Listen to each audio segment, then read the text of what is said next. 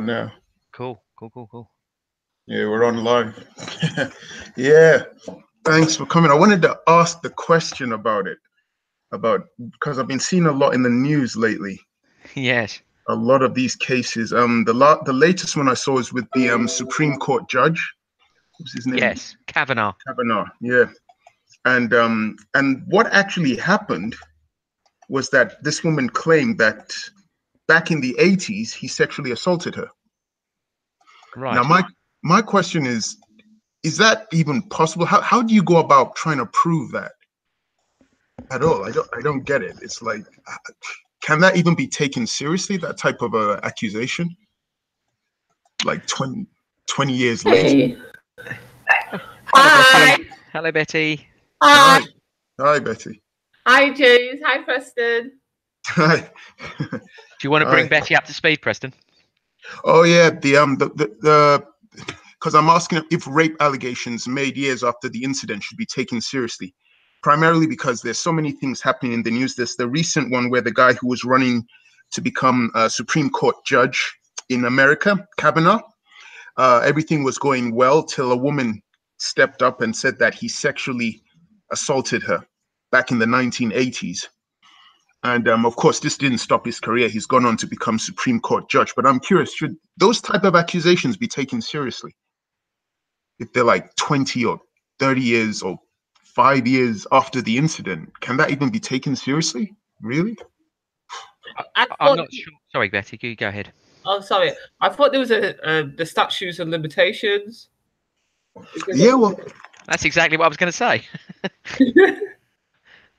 Yeah, that's why I was confused by the whole thing, because he did have to actually go to some kind of hearing where he had to stay in front of who was it? He was being questioned by senators. He was being questioned by there were other politicians there, so they actually took it seriously. So the statutes of limitations, it didn't seem to stop this woman's questioning, which I thought was bizarre. You know, I was like, how does that work out? I don't get it. It's weird. And then there's obviously all the other stuff that's been happening with the various celebrities, mainly celebrities, where people have been claiming, like Weinstein, women have been claiming that he raped them back in the 80s, the 90s, Kevin Spacey. The irony is that most of them are all white men. for some reason. Hasn't been anyone famous that's black or anything. So I don't know. I just wanted to talk about it. Cosby. Yes, he's the only black person so far. Yeah. So I wanted to mention that, but it doesn't have to be that subject matter alone. It can be other things. But I was just curious about it, especially. I think Weinstein is a special case because the one that made the basically broke him was a case that they'd already effectively gone through. His PR, she was privy to the whole situation, and she brought the case forward, and they had certain agreements were made, and in the end she was sort of silenced effectively by having to make these agreements in order for him to agree to certain things. She had to agree to certain things, and she ended up signing a non-disclosure agreement. So it was actually an old case that they sort of dealt with, and then she, instead of sort of remaining silent, she decided to break silence. So in the Weinstein case, it was a little bit different from the case where, 20 years later, someone comes up and says, oh, this thing happened 20 years ago. It was more something that had happened a long time ago that she brought to the fore, where he had made certain agreements under, legal prosecution that he would get help, that he would get counselling, and all the rest of it. And he never attended any of these meetings. He basically just welched on every deal that he'd agreed. And that's why she broke her silence and effectively broke the non-disclosure agreement that she had signed. So there was a little bit more interesting with the Weinstein one. I probably got some of that wrong, but that was basically gist of it. And I mean, he's going to go. I mean, he's going to he's going to suffer for this for sure. His business is going to go under and all the rest of it. But I agree with you. There are problems, and they're also trying to change the landscape of the concept of rape as well.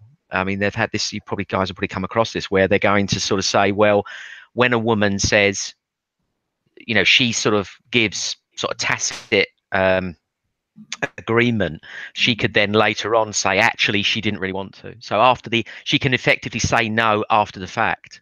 Sorry, explain that again. That's interesting.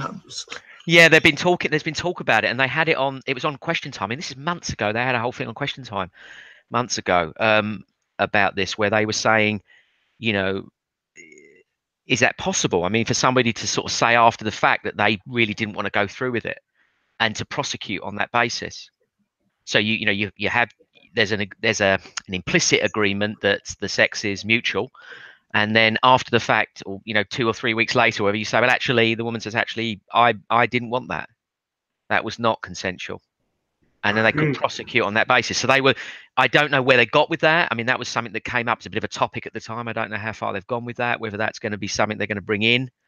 And really what they were, the stress was, the onus was going to be on the man to take responsibility, effectively to take the risk.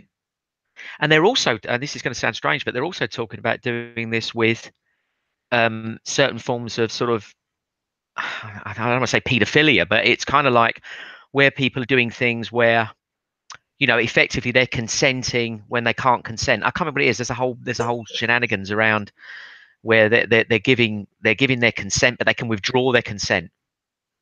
So, for instance, somebody who is, I mean, they're of age, but they need consent, say, from an adult. And they might give their consent, but they can withdraw their consent. So the responsible adult is agreeing to enter this contract, and the contract can be broken at any point, in which case they're then prosecuted. When was this legal?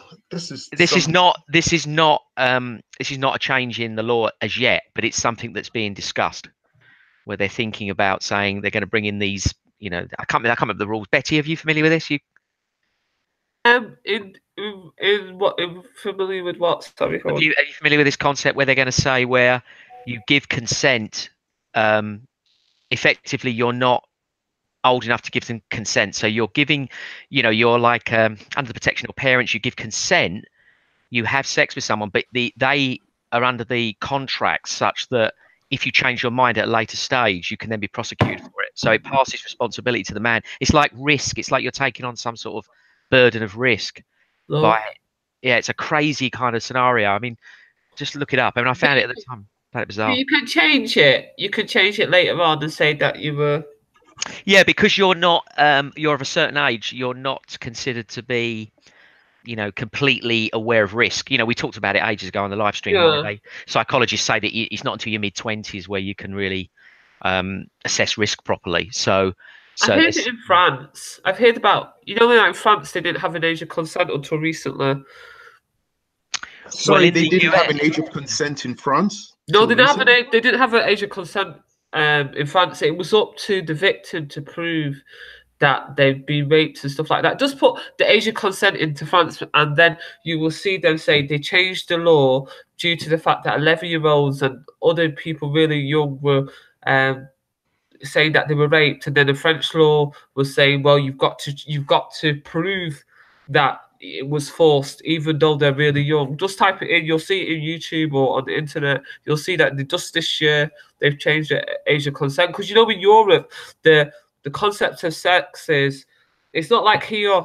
The British are known for being really impressed. In Europe, prostitution is legal. They think of sex differently than they do here. But just type it in. You'll see what I mean. I've just seen something here. It says France has stopped short of setting a legal age of sexual consent following a heated debate in the National Assembly, while the lower house of Parliament voted on a bill to toughen children. Lawmakers voted against setting at 15 the minimum age at which a minor cannot consent to a sexual relationship with an adult. As a result, there is still no law establishing a legal age of sexual consent in France. This is in the Independent, and this came out 17th of May 2018 in the Independent. Okay, so they still not set it. Yeah, so I came across this. I can't remember what made me come across about it a couple of months ago, but yeah, when you go to Europe, you'll see they have a different attitude to sex. It's actually also true in many of the United States as well. Many of the states within the United States have no official age of consent. Yeah. It's a very peculiar arrangement. I don't know how. I'm assuming that the paedophilia laws would step in, but as far as I know, it's a lot of the states. I mean, more than half, I believe, of the states have got this peculiar, no age of consent situation. Yeah, it's just, I don't know. It's the way, because I remember that when I was living in the Netherlands, I used to get random like Dutch and German men asking me for sex. Sorry? Yeah, they used to like ask me for sex. Black women are seen as prostitutes in continental Europe. Because remember, you got a lot of Nigerian women that are being trafficked to Italy and other places in Europe as prostitutes. There's a lot of black women are seen as prostitutes, and I know quite a few different black women that are complaining that Italy, the Germany, the Netherlands, Denmark, black women are seen as prostitutes. They're seen as cheap, as needing a visa. They're desperate. They're illegal and there's quite a lot of illegal black women. And remember that Germany, the Netherlands, and Italy have prostitution is legal there. And they have a different attitude to sex. When you go there, you'll just see the train station. You'll see sex shop just there outside the train station. They're very upfront with sex. It's not, and like the red light district in the Netherlands. Yes. There's a different attitude to sex there. They don't feel either way. Honestly, because I used to live in a little small town in the Netherlands, I used to get random Dutch and German men following me. It was quite creepy, to tell the truth. It was quite. Yeah, they just honestly, they just think black women are cheap. Quite, not all of them. I can't say all of them, but No, most, yeah. I've never had that in Manchester. I've never had that in the UK. I've random like white men think that I'm just a prostitute just because I'm a black woman. But I know I'm not the only one. I got random people that are telling me the same thing. I came across something really interesting in regards to this, the rape allegations. You notice that most of them, they don't really take place in the UK that much. Some of them do, but most of these allegations that take place years later, they're very prominent in America. So I was doing some research and I came across the CPS, Crown Prosecution Service, and I was checking out how they decide whether or not to charge someone for a crime and whether to go through with it. And I noticed they've got three main things they base it on: the evidential test, the public interest test, and then deciding not to prosecute.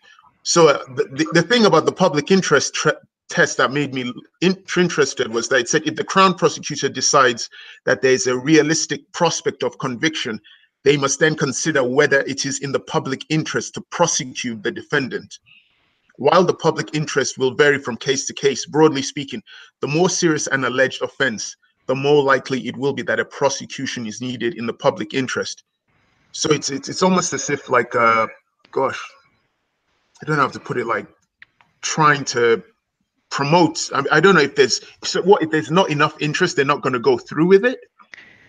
Preston, this ties in with something that was mentioned on a live stream a while back, where do you remember that one of the chiefs of police in the UK said that he spoke of his systemic racism? One of the aspects of that, or the key aspect of that, was he was saying that the media were sort of racially biased, and what they were doing is they were creating public interest in cases, and therefore the police were being forced to divert money to certain cases, and that was causing sort of a racial imbalance. But I mean, a lot of people just read the headline and went, "Oh yeah, systemic racism in the police," and they just ignored the body of what was being said. But it was to do with this exact problem, which is that the media drive public interest. I mean, like you think of the McCann case. I mean, there were many cases that were very like the McCann case, but got nowhere near the interest because of who her parents were and and what she looked like. I mean, I know that sounds terrible, but if the child is very I don't know what you want to like presentable, very cute, the media will choose. They'll say, which one do we want to sell this? Oh, people will be very sort of connected to this one, so we'll push this case, and it's an appalling situation. I didn't know that till I mean, I saw that there used to be a TV show called Law and Order UK. So I used to see them argue about it, but I didn't take it seriously till I just read it on the Crown prosecution website, and I'm like, man, that's pretty really disgusting. You know what I'd like to say as well, in terms of, it's really difficult if you've gone through any type of sexual assault for the average woman. I'm not even like, I don't even want to take to women, because at the end of the day, there's men that get raped, there's boys and girls that get raped. But it's quite difficult to go to court, go through a court case, and have your sanity questioned, whether or not you're making it up, and then to relive the experience. So that's why sometimes women and any victim, whether it's boy, man, whatever, can take a long time to go through it. It depends on how brutal the rape was, how often it happened, and stuff like that. Some people don't recover, but some people do. Do you think they shouldn't ask those kind of questions, or should they be? I don't know. It's a tough one, because I don't know. It's because usually it's the prosecution, isn't it? So if the woman is up there, it's the other person's barrister who then starts to quiz the woman who's been raped, or the person, male, who's been raped. And so either they're asking the questions, obviously they don't really care about the woman who's been raped or the person who's been raped. They're trying to prove that their accused defendant is innocent. So they're going to start asking all kinds of intricate questions, which are very embarrassing. But yeah, I don't. They offer protection, like, for example, they can put you behind a screen, you can give your evidence where you're not actually in the courtroom. But either way, it's still traumatic. But unfortunately, if you want the person prosecuted, you have to go through it and stuff.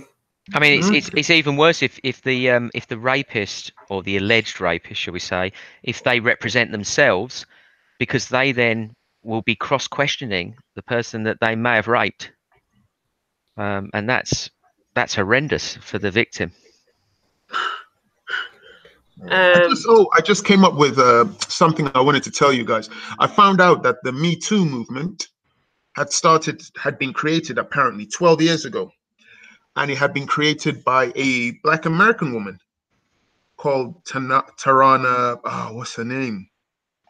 It was created by her 12 years ago, and of course, she never thought it would become this huge thing that it is. She created Tarana Burke. That's her name. And she created it 12 years ago, and she's an activist, and she created it to help women of color who were survivors of sexual violence. And I was like, wow, I didn't even know it was created that long ago. I thought it was a recent thing. But when did she create it, Preston? Oh gosh, they claimed in this magazine I'm reading right now. I'm on The Guardian. He claimed, he doesn't give the exact date, he just says 12 years ago. Okay. So, one of the things, though, because these men are in positions of power, many of these women are asking for a career in terms of actress and model and stuff like that. So many of the women would not have come forward because this guy had so much power, he would have ended their career. So there's a power dynamic as well that stops people from coming forward. Really fair. The power dynamic. 100% agree with that. I mean, many of the Hollywood people have explained in great detail exactly how that power dynamic played out, and it is very disturbing. Did you see that movie, that Hollywood movie back in the 90s called Disclosure, where basically it stars Michael Douglas, Demi Moore, and Michael Douglas gets this job in this company in Canada. Can't remember, maybe Toronto. And it's a job he's had to relocate with his family. He turns up he's working there for a while, and he finds out that the company's been taken over by another company, or it's merging with another company. And so he goes to the first big meeting, and he finds that his ex-girlfriend is there, and she's like the boss in charge. And she keeps on hitting on him, and he doesn't agree to it. And then she tells him to stay late because they have to look over the books and stuff. She then begins to grope him, kiss him, touch him and everything. He manages to push her off and run away. She then basically makes an allegation that he sexually assaulted her. So the thing then goes on to a legal case, but it's interesting. It doesn't go to a courtroom. It becomes part of a corporate kind of there's a word for it when it gets dealt with within the corporate legal arena.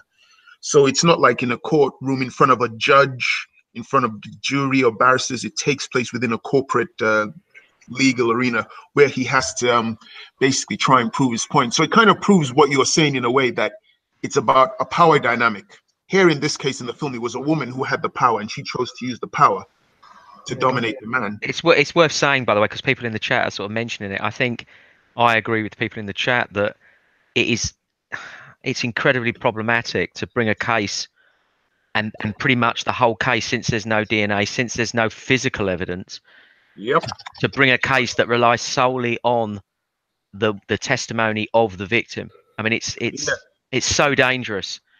It becomes your word against the accused.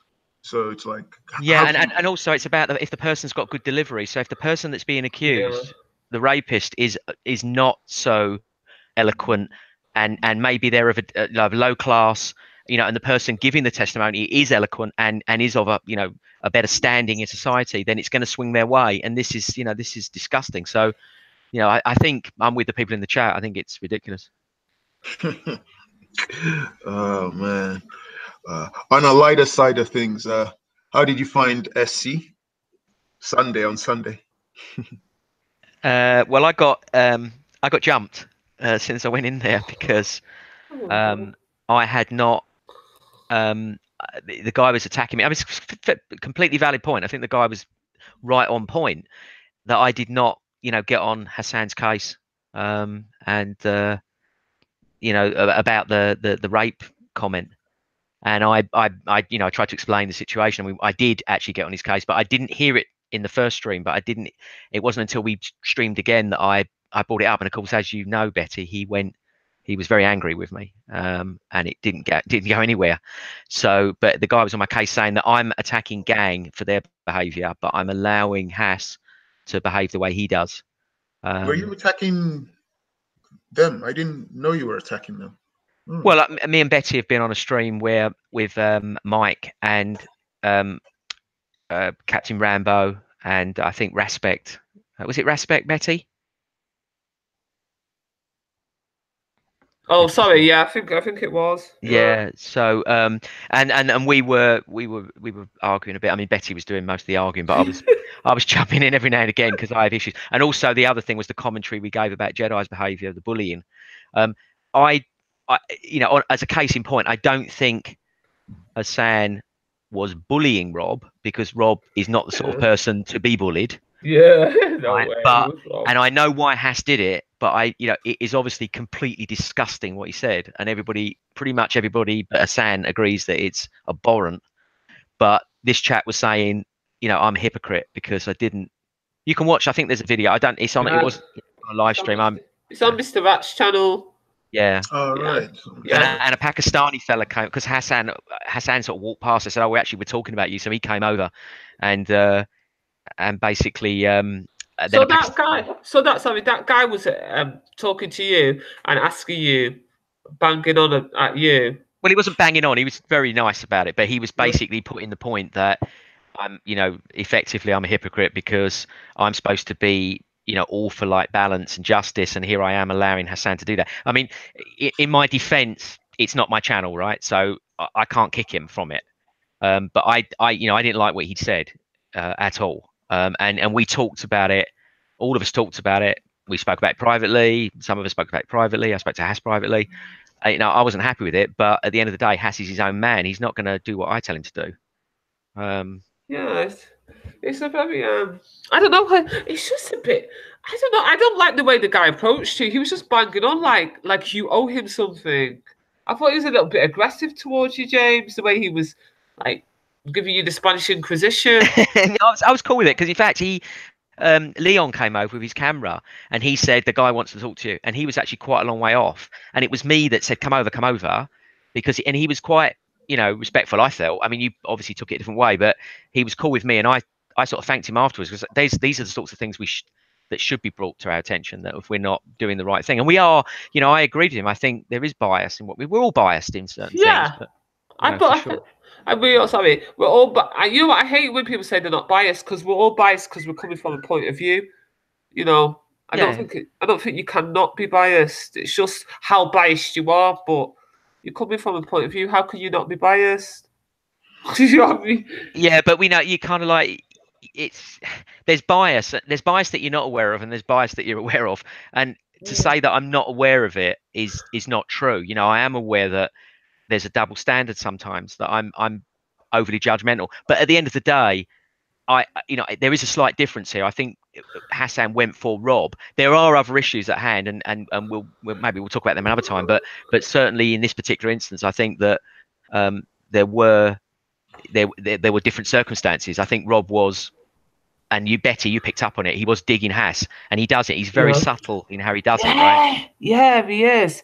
He's covert with his little snide little remarks, and it gets to me after a while. So I didn't even know Hassan had a problem with him, but Hassan is more straight with what he says. If he's going to get at you, he'll come out and say it. But Rob's sort of covert with it. He's snide with how he does it, and then he pretends like he never said anything. Well, he's not. It's quite there. It's just that he sort of presents it as if it's not. If you question him about it, he sort of presents it as if it's legitimate, but it's not. It's actually playing the man, not the argument. So he will talk about low IQ, or he'll say, you know, these people have low character. He's always about getting to a point where he's saying they're lesser than me in the conversation. Yeah. So that's like a setup. So he's basically setting you up beforehand that you're lesser than him. I mean, he did it to me as well. I mean, I don't mind. You know, it's fair game. But he said to me, "You're just like Darren Hamza." You know, basically saying I'm religious, you know, that my viewpoint is emotional, or it's not logical, right? Yeah, so you know, and Hass doesn't know how to deal with him, so he dealt with him in the only way he knows how, which is to go full on, you know, Hass. So, but of course I didn't, you know, I still don't agree. He can't say those things. I mean, he can say those things, but I don't, you know, they're bad. Yeah, and you and I, Betty, because we were sort of against Rob a bit. We sucked it up a bit more than we should have sucked it up, is what I'm trying to say. You know, we should have perhaps got on Hass's case. Yeah, definitely. I don't know, because I thought it was vulgar, in very bad taste, poor taste, what he said.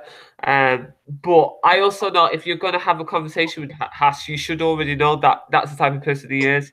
You know, sometimes he says stuff without thinking, but he will say it straight. He's the type of person that wouldn't say anything behind your back that he won't come and say to your face.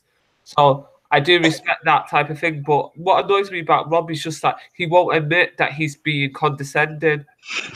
You know what I mean? Well, it's worse than that, because what he's actually saying is that to be polite, this is more or less the argument with me. He was saying to be polite, had no validity.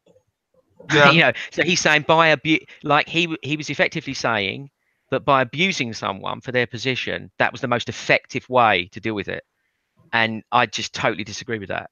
And it's not humane either. It's not. There's no humanity in showing no compassion. Yeah, I know, that's what I mean. But I think he's cut off from his emotions. It's not normal for someone to constantly say logic, logic, logic. And the only way I can see it on the site, you know, if you want to psychoanalyze him, the only reason why someone would cut themselves off from their emotions is because something tragic happened to them where they don't want to remember. It's a very strange thing to say. But I think all the time. I think you're wrong there. I think he is being emotional, and I think when you see him talking, he's showing his emotions. He's just controlling them. Do you know what I mean? Yeah, I know what you mean, but I think he's got a problem, and he's basically controlling. He's letting little bits out, but he's like that whole Rajiv thing. I mean, you know, we've all got issues with Rajiv, right? Different reasons.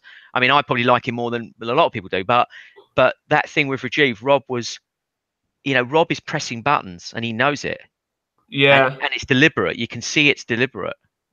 Talking about buttons, I have to admit, when I came in on Sunday, I was scared. I was scared for Sophia Lewis because of the sheer volume of men that surrounded her. And I thought something sexual might take place, some form of sexual assault might take place. Well, I think it did. It was Modine flirting for all humanity. That was bizarre. Part of me thought, does he know he's talking to a transgender woman? And then part of me said, yeah, he does know. And then I thought, well, if he does know, what does that mean? I don't know. I think Modine is he's a bit eccentric. He comes across as a bit because he's talking sometimes, and I don't know what he's talking about, but he seems a little bit eccentric, a bit of a performer for the camera. Yeah, I like him. I think he's funny as hell. He's really amusing. When he does those voices, when he did that posh voice, that was brilliant. Love that. When he was arguing with Steve and he suddenly turned on this posh voice, it was just so funny. And he's also done a Pakistani voice as well, and it was so funny. He did it with Bob the Builder. Some people are going to go, "Oh, racist," but it was really funny. Where's he from, Modeep? Iraq. Oh, okay. Yeah. They keep calling him Shia, but he says he's not a Shia. He's a Muslim. Oh, I thought he was a Shia. I'm convinced he's a Shia. I've seen videos where he's denied it. Bizarre. Yeah, he's denied it. He got Sophia Lewis's number, by the way. You a lot, Betty. She did. So that again? Sophia asked for you a lot, Betty. Oh, okay. It's nice. I tell you, I'll give her one thing. She doesn't look like a she-man. I thought I wouldn't have known that she was transgender, to tell the truth. Just looking at her. There was someone who came up to me, I think, and said, "Me, probably." No, it wasn't. And he said, "No way is she a transgender. She's a real woman. She's just doing it to get attention." Oh, yeah. I know who that was. Yeah, you would. Yeah, yeah. So I'm like, he might get a rude awakening if he tried something. I'm actually not convinced. I have to say, I'm not convinced. The fingers, she had like very feminine hands, super feminine hands, very long fingers, and you just don't see that on a man. Well, I've never seen it on a man, but you know. Everyone, lock up your daughters. Guess who's in the chat? Oh, big odds! Oh my God, Betty's gonna go crazy. Hey, I'm the one that got him here. I was talking to him as you were talking. He said it's gonna come, but the thing is, what she did say was that she took the hormone blockers. Big odds say stop talking about Modine's girl. She took the hormone blockers before puberty, about, did she say 13 or 14? So how much of a man would she have been? Do you know what I mean? If you took it at such a young age, I'm sure it can interfere with the things that, you know, men going through puberty. So she wouldn't. Sophie's already started repressing the things that, you know, like the deep voice and, you know, whatever you men think go through. You know, when you get all manly like through puberty. What else happens in puberty to men? Never happened to me, Betty. I don't know, because like, they get a deep voice, don't they? They get, I don't know, does anything happen to your muscles start to turn up? Muscles. Yeah. Those things. So if she's already taken it before that's even happened, then, you know, can you imagine that she will look like a woman, I would think. And also, some men don't have a very slight frame anyway. Not all men are very masculine. Do you know what I mean? True. What's his name didn't look very masculine, and he kept calling her a tranny. Rat boy. Yeah, he did. I saw that. Yeah. Is it hide your daughters? I do so good. Yeah. You know, the funny thing, apart from Sophia Lewis, there's someone else who's a transgender who's been there for ages. The woman with pink hair. Yeah, the weird guy. Is he weird? Well, he never says anything on camera, does he? He just sort of hangs around. I keep seeing him everywhere at night, you know, everywhere in Speaker's Corner, but he never actually says anything. He's a bit weird. Nobody messes with him, though. Her, though, sorry. Yeah. But yeah, I was worried for Sophia Lewis. They just surrounded her, and I thought, man. Yeah, like she was a celebrity. Yeah, I could see lust in their eyes, which was kind of scary. I was like, my goodness, this is messy.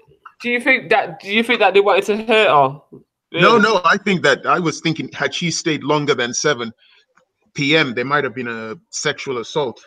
Oh, right, okay. I just saw people getting in really close to her, you know? Yeah. It's difficult because she really does look like a woman, to tell you the honest truth. If I would have saw her on the street, I wouldn't have known. I don't know. Did she talk about why she did it? Did she say something about being mixed, having a black family? No, I came towards the... What was that? She's got a twin brother, and he's much blacker than she looks. Oh, so she's mixed race. She's mixed parentage. Must be, yeah. Okay. Because I hear her say something to Raj like, "Well, my black side of the family are like Betty or something like that. They're not as accepted as that type of thing." I'm not the only thing is that I don't condone any of that stuff. That transgender. Yeah, I honestly believe it's just a mental illness. I'm not. I don't believe that it's normal. Well, I don't care if the government sanction it. Do you know what I mean? It's just government sanctioned mental illness, as far as I'm concerned. But I do respect Sophie's right, or anybody's right, to do what the hell they like with their body, as long as they're not hurting me. They're adults, they can do what they want. But one of the things that I don't like is giving hormones to children. Yeah, that does take place, doesn't it? Yeah. Because they're giving them to 10-year-olds, 8-year-olds. Those when you were a kid and you're like, I remember there used to be like tomboys, like girls that were like tomboys, but they grow out of it. So to then tell them that, oh, you feel like a man, you want to be a boy. Why don't you wait? Mm-hmm. On another note, I saw one of these crazy videos that takes place every Sunday, Christians versus Muslims debating, on Soko Films and stuff. I really don't see the point to them. What is the point to them? Do they? They're not trying to learn from each other. They're just taking the complete mickey out of each other's religion. I find it funny how the Muslims can tell the Christians that your religion is not based on solid foundation. But if the Christians do it, they get called hate preachers. I'm like, how does that work out? I don't get it. Yeah, there's a lot of overzealousness, isn't there? It's like a competition. Yeah, it's bizarre. I don't get it. It was really sad to watch because we had Shamsi and you had Paperboy and you had who else? Who was the other guy? Hudson. Yeah, and they were all debating and arguing and they were going back and forth and shouting at each other. And I thought, why do they even bother? I don't get it. They're not getting anywhere. So, did you see the big discussion between Ards and what's his name, Raj? Yeah, I was so proud of that. Turned out quite nice, didn't it? No shout, no swearing, no fighting. No one tried to beat each other up. Yeah, they both were really good. I'm really happy that they both. And you know what? It got me interested in Pakistan and India and the history behind it. It's a huge topic because we know India was the breadbasket of the British Empire. So it was really good. But now I can wait until next week when they do the India one. I'm waiting for it to go on about India because some of the things that Raj says about Pakistan, you're just like, well, is India really any better? I know. It's going to be interesting. Did you just say, Betty, that no one? Oh, Preston said nobody beat anybody up. I was thinking, I don't think Raj is going to be beating up Ards anytime soon. Do you? No, he's huge, isn't he? He's really he's built like a brick. Very tall person. It was a good discussion. I think it surprised a lot of people. People were expecting fireworks. Instead, they got two guys behaving in a civilized manner. So that kind of surprised, I think, a lot of people. But it turned out to be a good piece of discussion. It'll be good to see there's a part 2 next Sunday. But I don't know. We'll see how it goes. When are you planning to come? The 17th of October, did you say? I'm coming. That's a Wednesday. I wanted to come on the 21st. Okay. On the Sunday. All right, fair enough. James. Dude, have you brought your son to Speaker's Corner before? No. Okay, must have been Steve. Steve who did that. Steve's son is really young. My son is probably older than most of the people at Speaker's Corner. Oh. Steve's son is about... I've seen him. He's a kid. 10 years old, something like that. Yeah. He's a nice lad. I apologized to him because I swore next to Steve. So I had to apologize. So I looked at the kid and I said, I'm sorry. And then I thought, gosh, I just apologized to a kid. That's weird. He's totally disinterested, though. Like I always say to him, do you like this? Do you want to get up on the ladder or whatever and say? And he says, no. It's just like, no. It's Can not- we, can we invite Big Ans? Can we invite him because he's Yeah, saying, you got the link. You can give it to him. okay, I'll invite you because what he's basically saying. One of the things I found quite interesting is when he said that India never existed. You know what you say before the British came, India was never a nation. So I'd like him to explain that because from what I know, that is not the case. So I'll send you a link. And then let's see. Hopefully, he can come on and explain his point of view because it was quite hard yesterday. Because you know when Hassan and Raj get together, he can't come on. Look, he's got his kids with him. oh, he's got his kid. Okay, then Yeah. maybe he can come on another day. But one of the Yeah, things sure. is when Hassan and Raj are together, they're like two fishwives. They really bounce off each other. What the hell was that last night? Did you watch it? The Kraken Pigeon show. Yeah. What the hell? I couldn't make heads or tails of what they were saying. Then there was like a 5-minute period where they were having a go at each other because Raj kept hassling Hassan, telling him, no, switch it to the TV, to the speakers. And Hassan was like, listen, it's okay the way it is. And he kept on going back and forth. I thought they were going to start beating each other up. I was like, This is what happens when you mix crack with birdseed. It just never comes out good. My gosh. I was like, oh my days. And I still didn't figure out what they were talking about. But yeah. I know. That's what I mean. They Two really lunatics. Yeah, they really bounce off each other. I was checking out the other videos. I saw one video. There's a guy called I Hate It Here. Yeah. And he was being told off by Maku. And it was interesting to see that what this guy had done had really offended Maku. And I could understand why, actually, when I watched the video. Because what was it? It was that incident where Tan was fighting not fighting, he was shouting at a couple of people. And then as those people went off, the guy, I think his name's Simon, said, is this guiding a new generation? And of course, those guys had absolutely nothing to do with gang. So it was like slandering gang. So it kind of made sense when I saw it that the members of gang were quizzing him and they were unhappy. So, I mean, he's a nice guy, but I do think, he kind of slandered a group for something they didn't do. Yeah, I saw that video. Was it whose channel was it? It was on Mr. Rat's channel. Yes, Mr. X, as usual. Mr. X, yeah. So I thought it was fair enough. I mean, the guy, but he didn't. I don't think he actually apologized. I don't think he was given a chance to apologize. No, he got this. No, he didn't. He didn't get a chance. He came I'm not meant to be talking about gang or anybody. I remember the deal I made with Big Oz. I'm supposed to plead the Fifth Amendment. She went for sex for silence. Oh, that's all right then. We can swiftly move on from that. It doesn't matter. We can move on. I've got to think of my libido first. Can I just want to say one thing about Sophia, the transgender. Sure. Just as Mo was taking her phone number. Okay, yes. He took her phone number and he turned and he looked at me, and I went, "Have you just taken her phone number?" And he went, "It's only for Dawa purposes." Wow. That's what he said, and he had a big smile on his face. But I'm gonna let on to a big secret now, right? Mo Dean has got her in his phone, and he's put her in as buff. That's what he's put in the thing. Buff trends. It's just classic Mo. He's a really sweet guy, man. He's a sweet guy. I don't get it, man. I don't get it. He just comes across as really eccentric. Like he doesn't really care what other people think of him. He's just gonna do him. Yeah.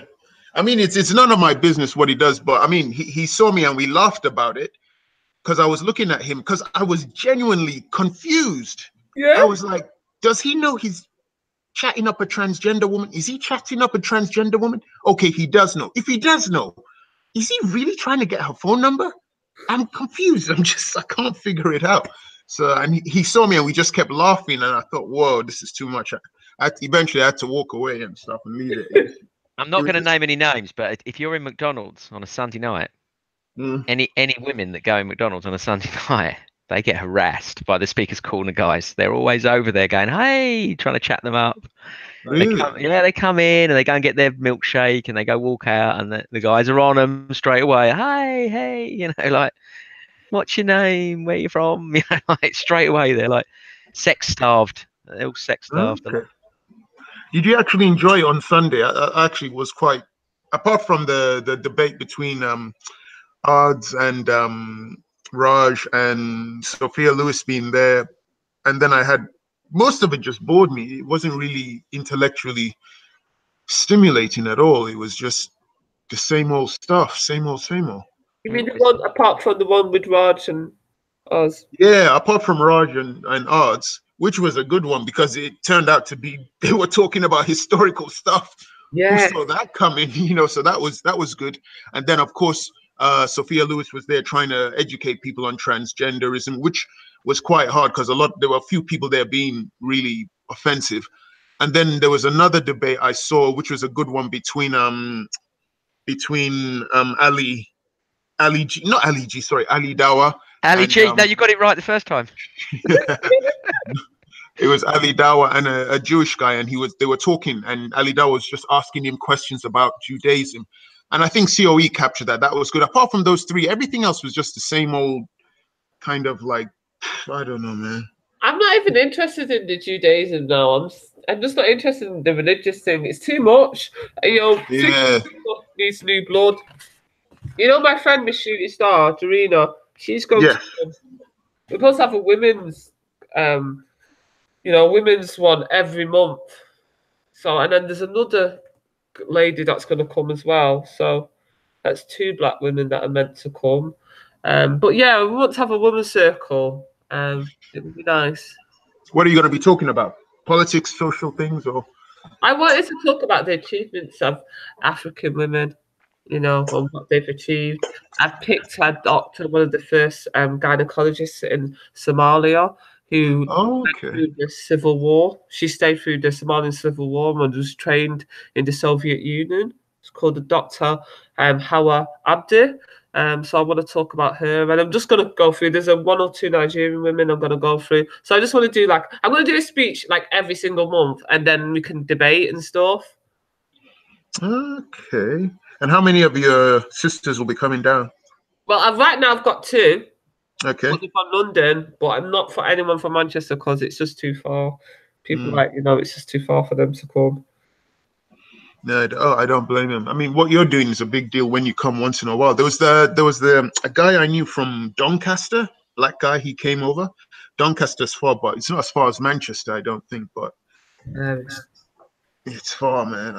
It's far. That's why our first date is taking so long. Really? It's just London is far.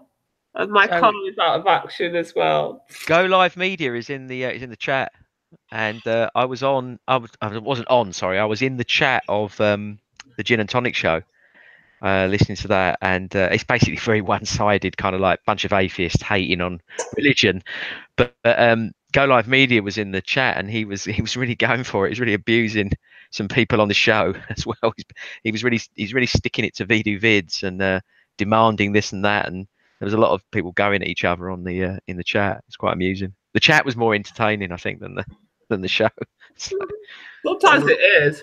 Sometimes people give really good things and stuff. You should try to make someone a moderator so they can put some links and get rid of the trolls. Because if you're going to do this all the time, Preston, you're going to get people who are just going to be dickheads. They want a dickhead vibe.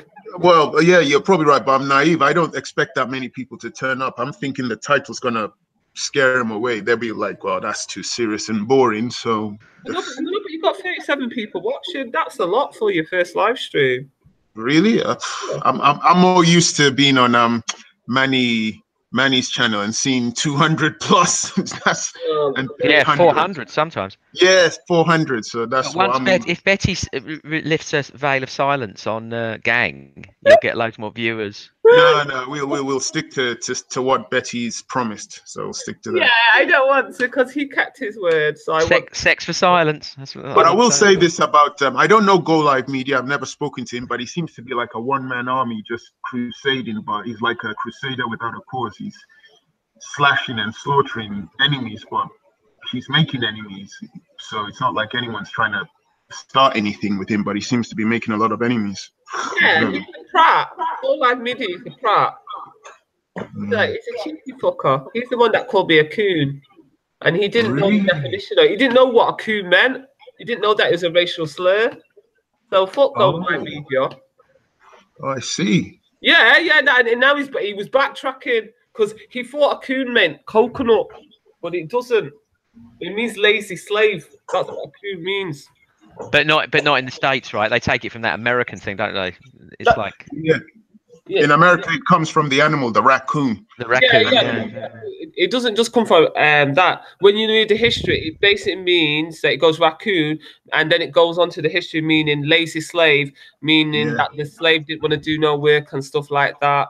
Yeah. So there's a whole definition on it. But they're completely oblivious to it in the States, aren't they? I mean, like they had that whole South Park. They got that whole South Park character where he's called the Coon. It's like a superhero that is, Cartman's alter ego. He's called the Coon, but you could never do that in the UK because it has those, racial slur connotations. They're not going to do it. So I've not seen that cartoon South Park and stuff like that. Oh, South Park's really funny. It's really topical and it's usually on point. It really digs It's actually done Islam as well. It's like it went. Is that Cartman? Is it Cartman? Eric Cartman. He's one of the characters. They're just children at school. These characters and it's been going. It's about 20-something seasons now. It's been going for years.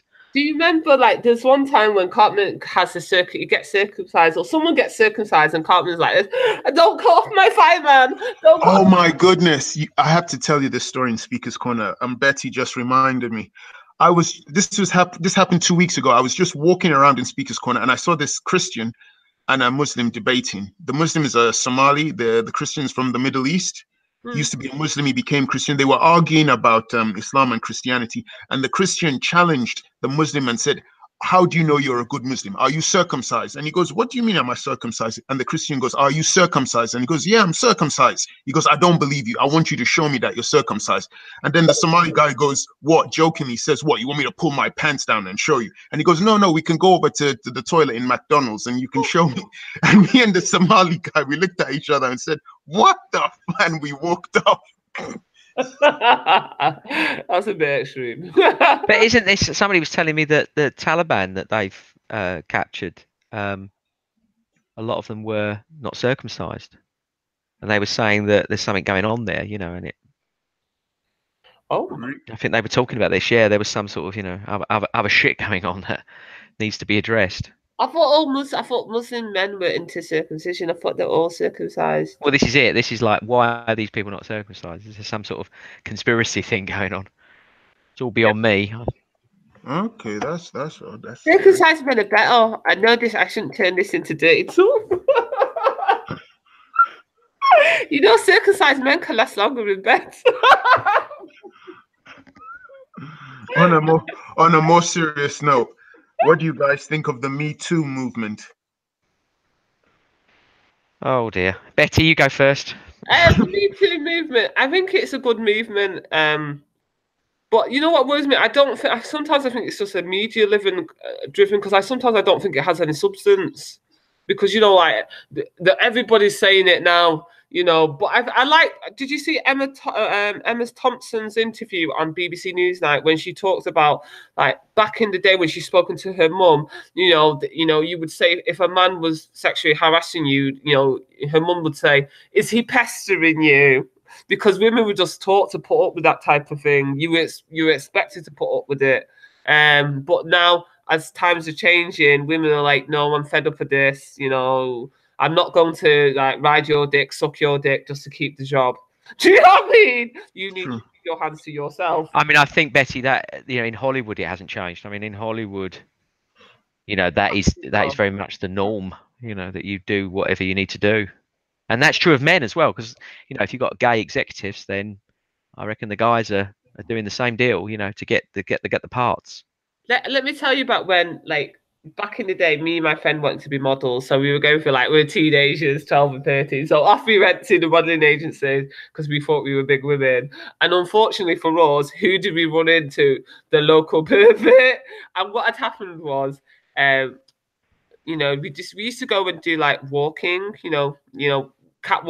catwalk walking. So there'd be a changing room, and unfortunately, I gave up because I thought I really want to eat. You know, these models, you have to be like really thin, and I was like, no, I really like my food. But my friend didn't, and what happened was he was filming her and all the other girls, and then years later, Greater Manchester Police came to my friend, and because her mum had died as well, and just said that we've got her on camera undressing, and this pervert had started a modeling agency, and he was just filming these teenage girls, and promised them a career in modeling, and he was actually just filming them undressing and stuff like that, and the whole place got shut down. So, God knows what, and I think from what I remember, I think he was accused of raping them as well.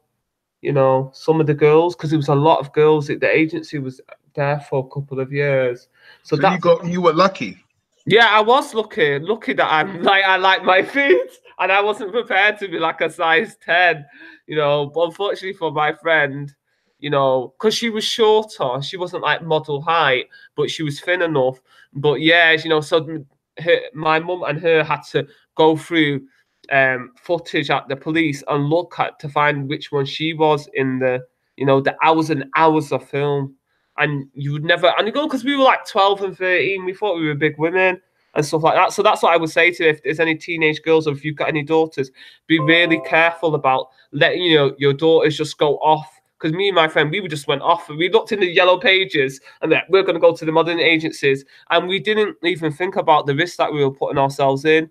Just going into a room with an older guy, a man, and you're only 12 and 13, and my friend got stung. So, but there's other girls that actually got raped. So that's why I would just encourage, if you've got daughters, to keep an eye on them, because they romanticize in the modeling industry, with all these magazines and stuff like that. But a lot of those girls, you don't know what those girls have to do. Quite a lot of them report being raped, all types of things, being drugged. This. So then, as a father, do you think that you should be more strict with girls? Yeah. Almost in the sense that you don't allow girls, teenagers, the same freedom as the boys.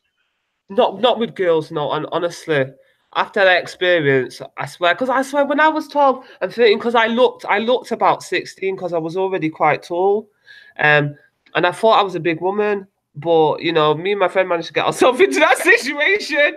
We were naive. And, you just watch out for your girls, because I remember just like when I was a kid, I was a teenager. I used to get men randomly coming up to me and go, "Do you want to be a model?" And like, no. And what they do is they will target, the modeling industry likes women that are just like teenagers that are like 12, 13, 14, because they're quite thin and they've not really gone through puberty enough. And they'll promise you the world. Do you know what I mean? So it's important that you do, stop your girls from doing that. And if they insist and you agree with them being a model, follow them. Make sure they have a chaperone. Don't let your teenage daughter go into these modeling agencies on their own, because that agency was there for years until it got found out. And it was years later when they came to us about it. You said something earlier to me. You said something about the Emma Thompson story when she was younger, and her mother would ask her, was he pestering you? So back then it was kind of accepted. Yeah. Do you feel that 10, 15 years later, that person who accepted it then has the right to then come back and say that what happened to her was sexual assault and publicly announce it? Do you think that person has the right to do that? I do think they have a right, but at the end of the day, from what I know, there's a statute of limitations anyway. You can't, some cases cannot be prosecuted if there's a really long period, unless it was a child. If you were under 18, then they can do it. But if you're over 18, and from what I know, you can't just get prosecuted. That's why Bill Cosby, and quite a lot of the women, they couldn't take him to court, because they've gone past the statute of limitations. But also, I think it depends on the severity of the crime and how prolific this person is. Because some of these guys are like proper rapists constantly, sexual assault. They say there's no smoke without fire. I mean, there's another issue here as well, which I remember listening to the guy from Status Quo talking about like back when, because they were on Top of the Pops like more than any other band or something, and he was talking. Is it Francis Rossi? I think his name is, and he was talking about like during the Jimmy Savile days when he was at Top of the Pops, and he said these parents would drop off their young girls at the Top of the Pop studio wearing like not much clothing, and Yeah. they were underage, and he said it was just like the parents, they must have had an inkling, like all the guys on the show are old, you know, they're all older guys, right? And these girls, Yeah. and they must have had an inkling. And he said there was he was 17 when he first appeared on Top of the Pops. I think I've got that right. And he said that he remembers, I think it was Jimmy Savile saying something like, "Oh, I've got a couple of girls in my room," and they were out, you know, like they're only 13 or something. He made some comment, so he was pretty much saying that everyone knows this shit's going on, you know, and the parents, you know, you're right, Betty. Like the kids obviously are not responsible and they are naive, but the parents, what's their excuse? You know, they're dropping them off and saying, "There you go." You No, know, I don't know, because I don't think some parents even think. Do you know what I mean? Because what I find is some people just wouldn't do that type of thing, so they think other people won't do it, and because it has an air of respectability, you know, if it's the Top of the Pops, it's the BBC, and you think no, so an established corporation that's public funded, you know, there'll be people to look out for the girls and stuff like that. I think because you know, like when you get those allegations of like they say, oh, it's a doctor, it's a judge that raped and was pestering people, won't believe it. But if it's just like a normal man on the street that was a milkman, they're more likely to believe that he did it. When you're in a position of power and you have an institution that has a certain respectability, I don't think people think, and a lot of people don't even believe that the casting couch exists. You know, that type yeah, of thing. they're super biased. Even though there's loads of reports, like a Goldie Hawn didn't work for a long while because I think she was saying her first casting couch situation was sit on my lap or no job, and she refused. So that was it. She was out. What's wrong with that? He just wanted her to sit on his lap. There you go. What's wrong? But people don't, you know, people just don't. They just, like Betty says, if it's people in power, they forgive them, they excuse them for their shit that they do. And that's why Savile goes on for so long. Like, why has he got the keys? You know, he's got the keys to these, like, where these kids are. Like, the people who run the place, they should be in prison, right? Because they're giving keys to random fucking people. And they're saying, oh, yeah, but, like, he's a big celebrity. Yeah, but why has he got the keys? Yeah. Like, what the fuck is going on here? Didn't Like he have the keys to the mental institution in Broadmoor as well? He was abusing. Yeah, Yes. it was. Yes, he did. Yeah, Yeah, but there he was did. yeah, he did. But there was that. Oh, I've forgotten the bloody name of it. Really famous place he had the keys for, and he raped a child that had an operation, I think, in the bed.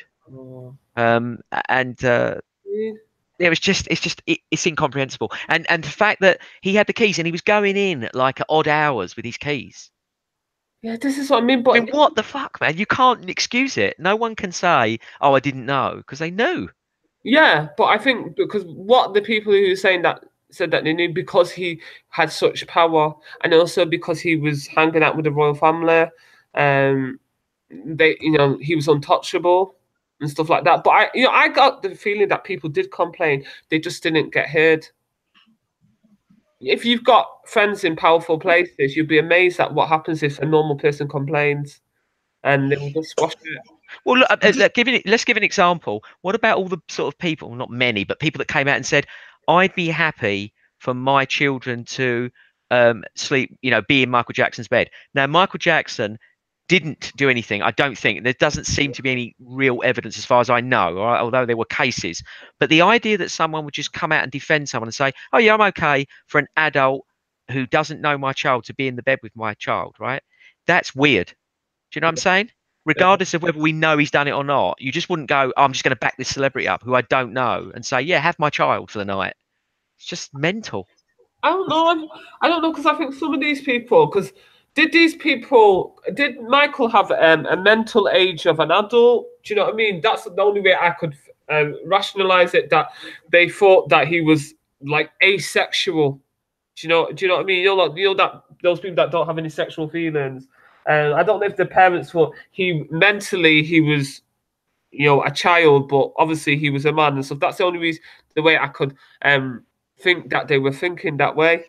Yeah, but how? But it still comes back to the original question. How do you get to prove that I don't that know. assault happened if you want to take it to court or you want to report it? How does it like the? Do you know much about the Cosby case? How did that woman's case? How did it actually go against Cosby? I mean, did they have evidence? I mean, what?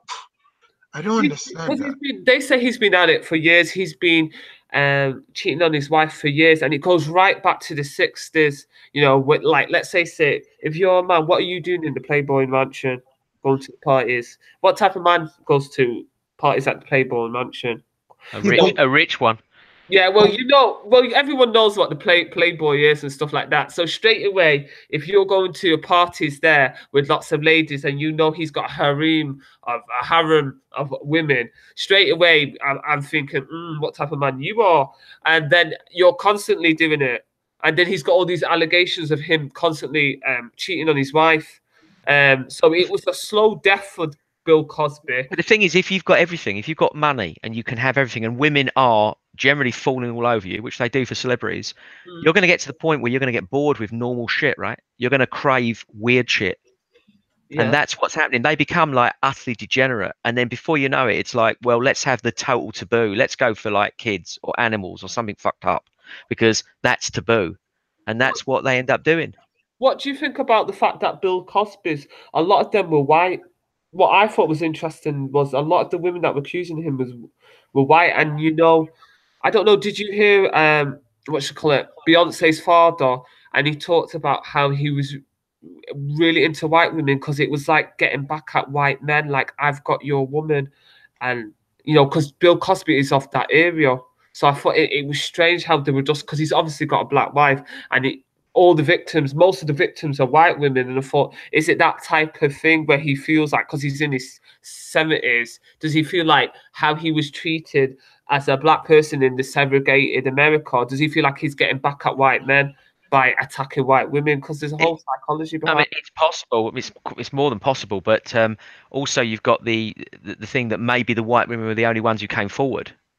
So there is that kind of issue. You can't be too sort of judgmental on it and say definitely that's what it is. But I mean, there is something going on there, isn't there? That power play with Rajiv and the sort of black site, right? Which is like we're getting back at. And the reason I say that, I'm not just saying that for no reason, because when Lucy Brown came down, I was standing right there, and he asked Lucy Brown. He said, "Do you think that site is white genocide?"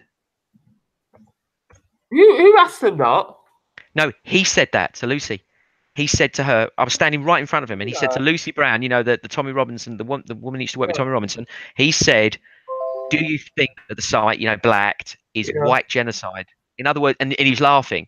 So it was like, that's the thing, and it's that power play of like we're getting back at you type thing. Which is what you said, Betty. You brought that up.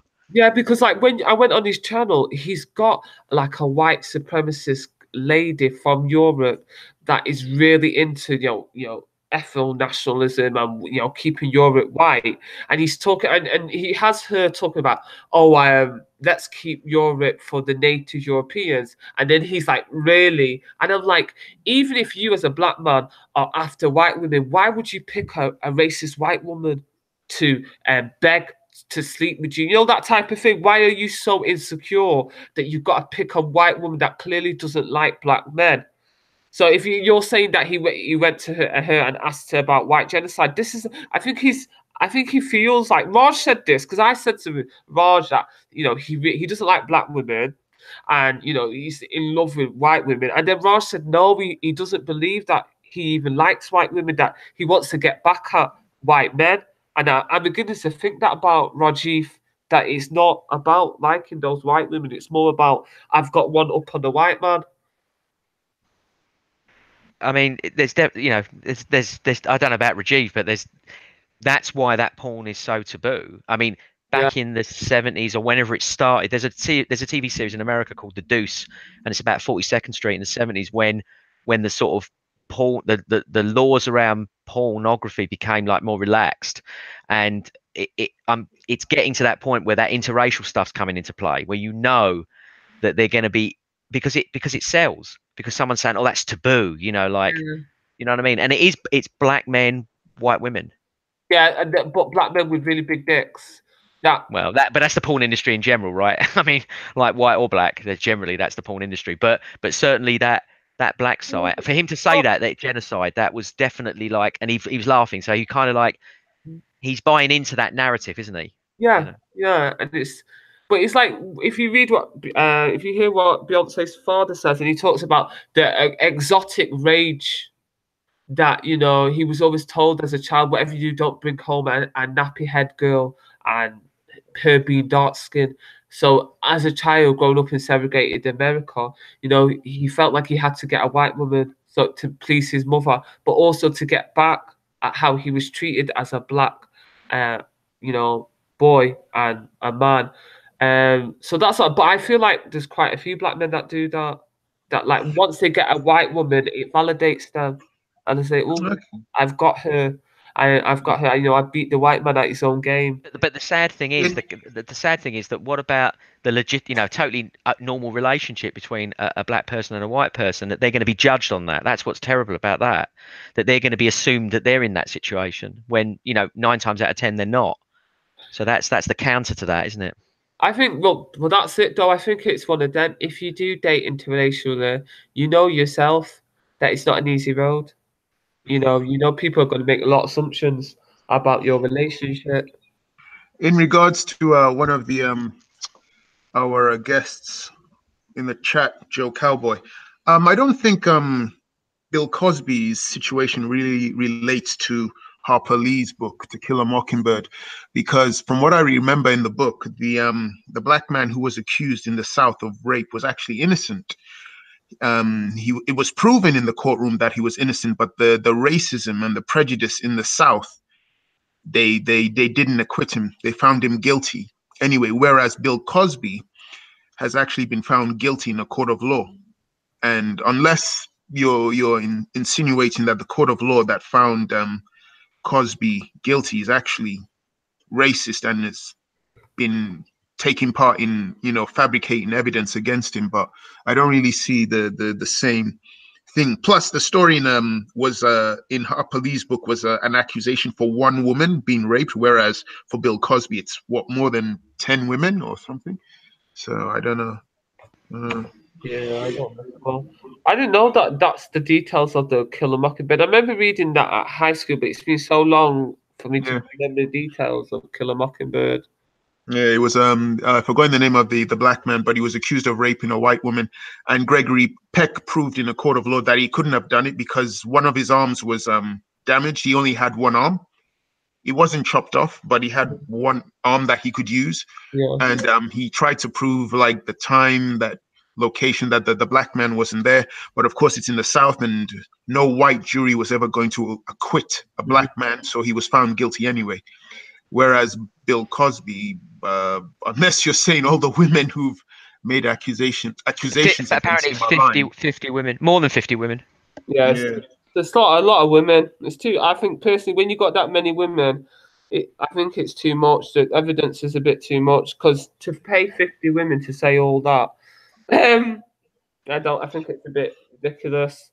Some people keep on talking about a conspiracy. They say that it had to do with Bill Cosby wanting to become head of NBC, purchase NBC, and whenever a black man tries to own some kind of organization, some conspiratorial thing takes place which destroys his career.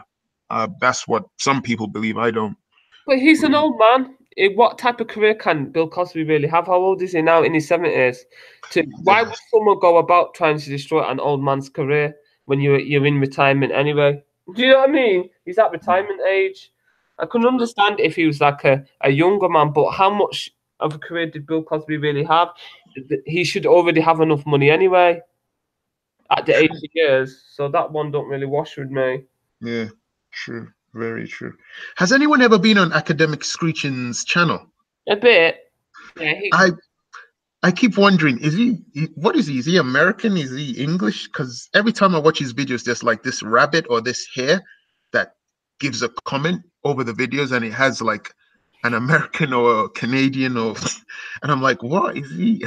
I've always wondered. That's all. I don't know.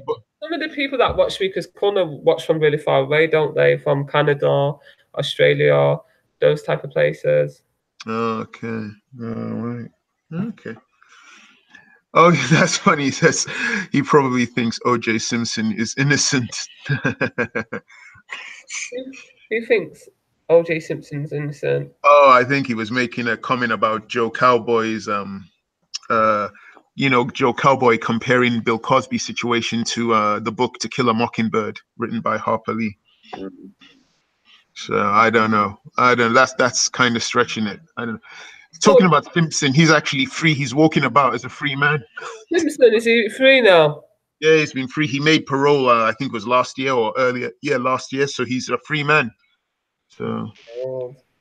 What do you think? Do you think James and Preston, do you think OJ did it? I think he did it with the help of someone. Yeah.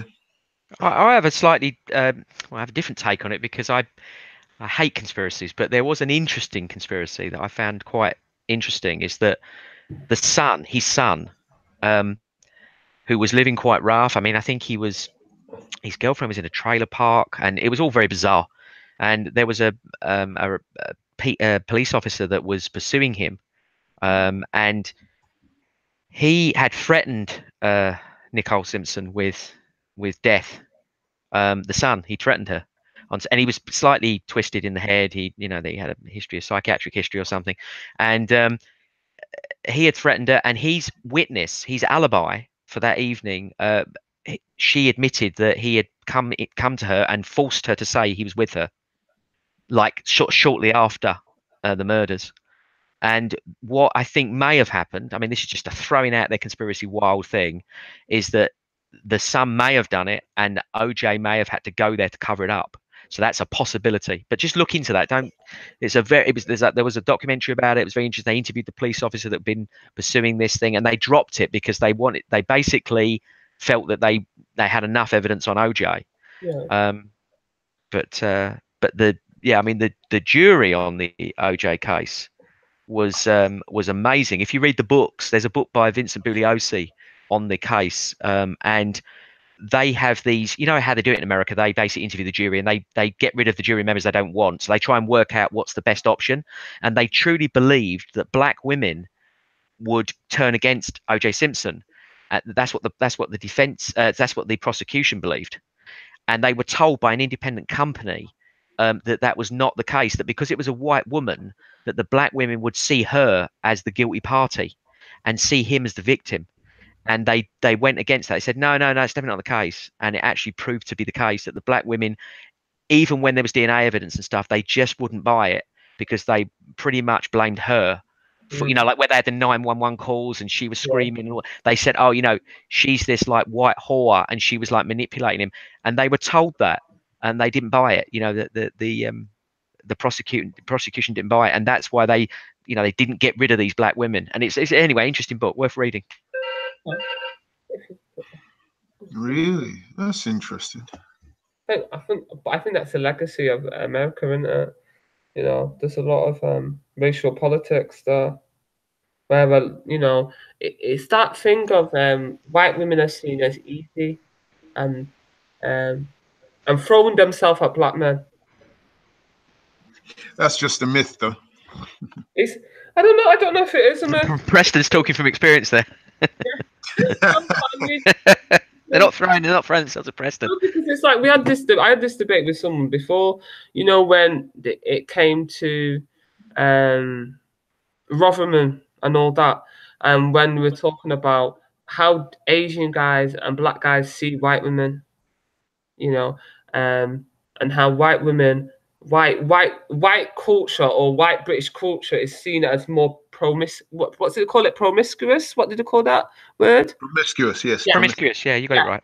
Yeah, compared to black and Asian culture.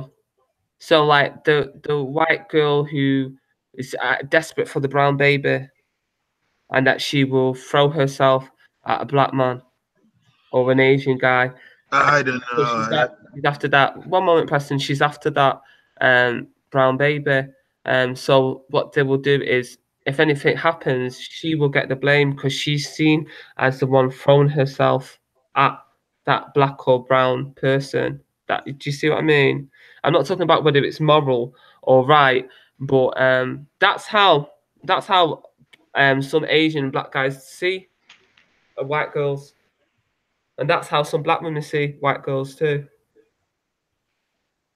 Why has everyone gone quiet? It's true.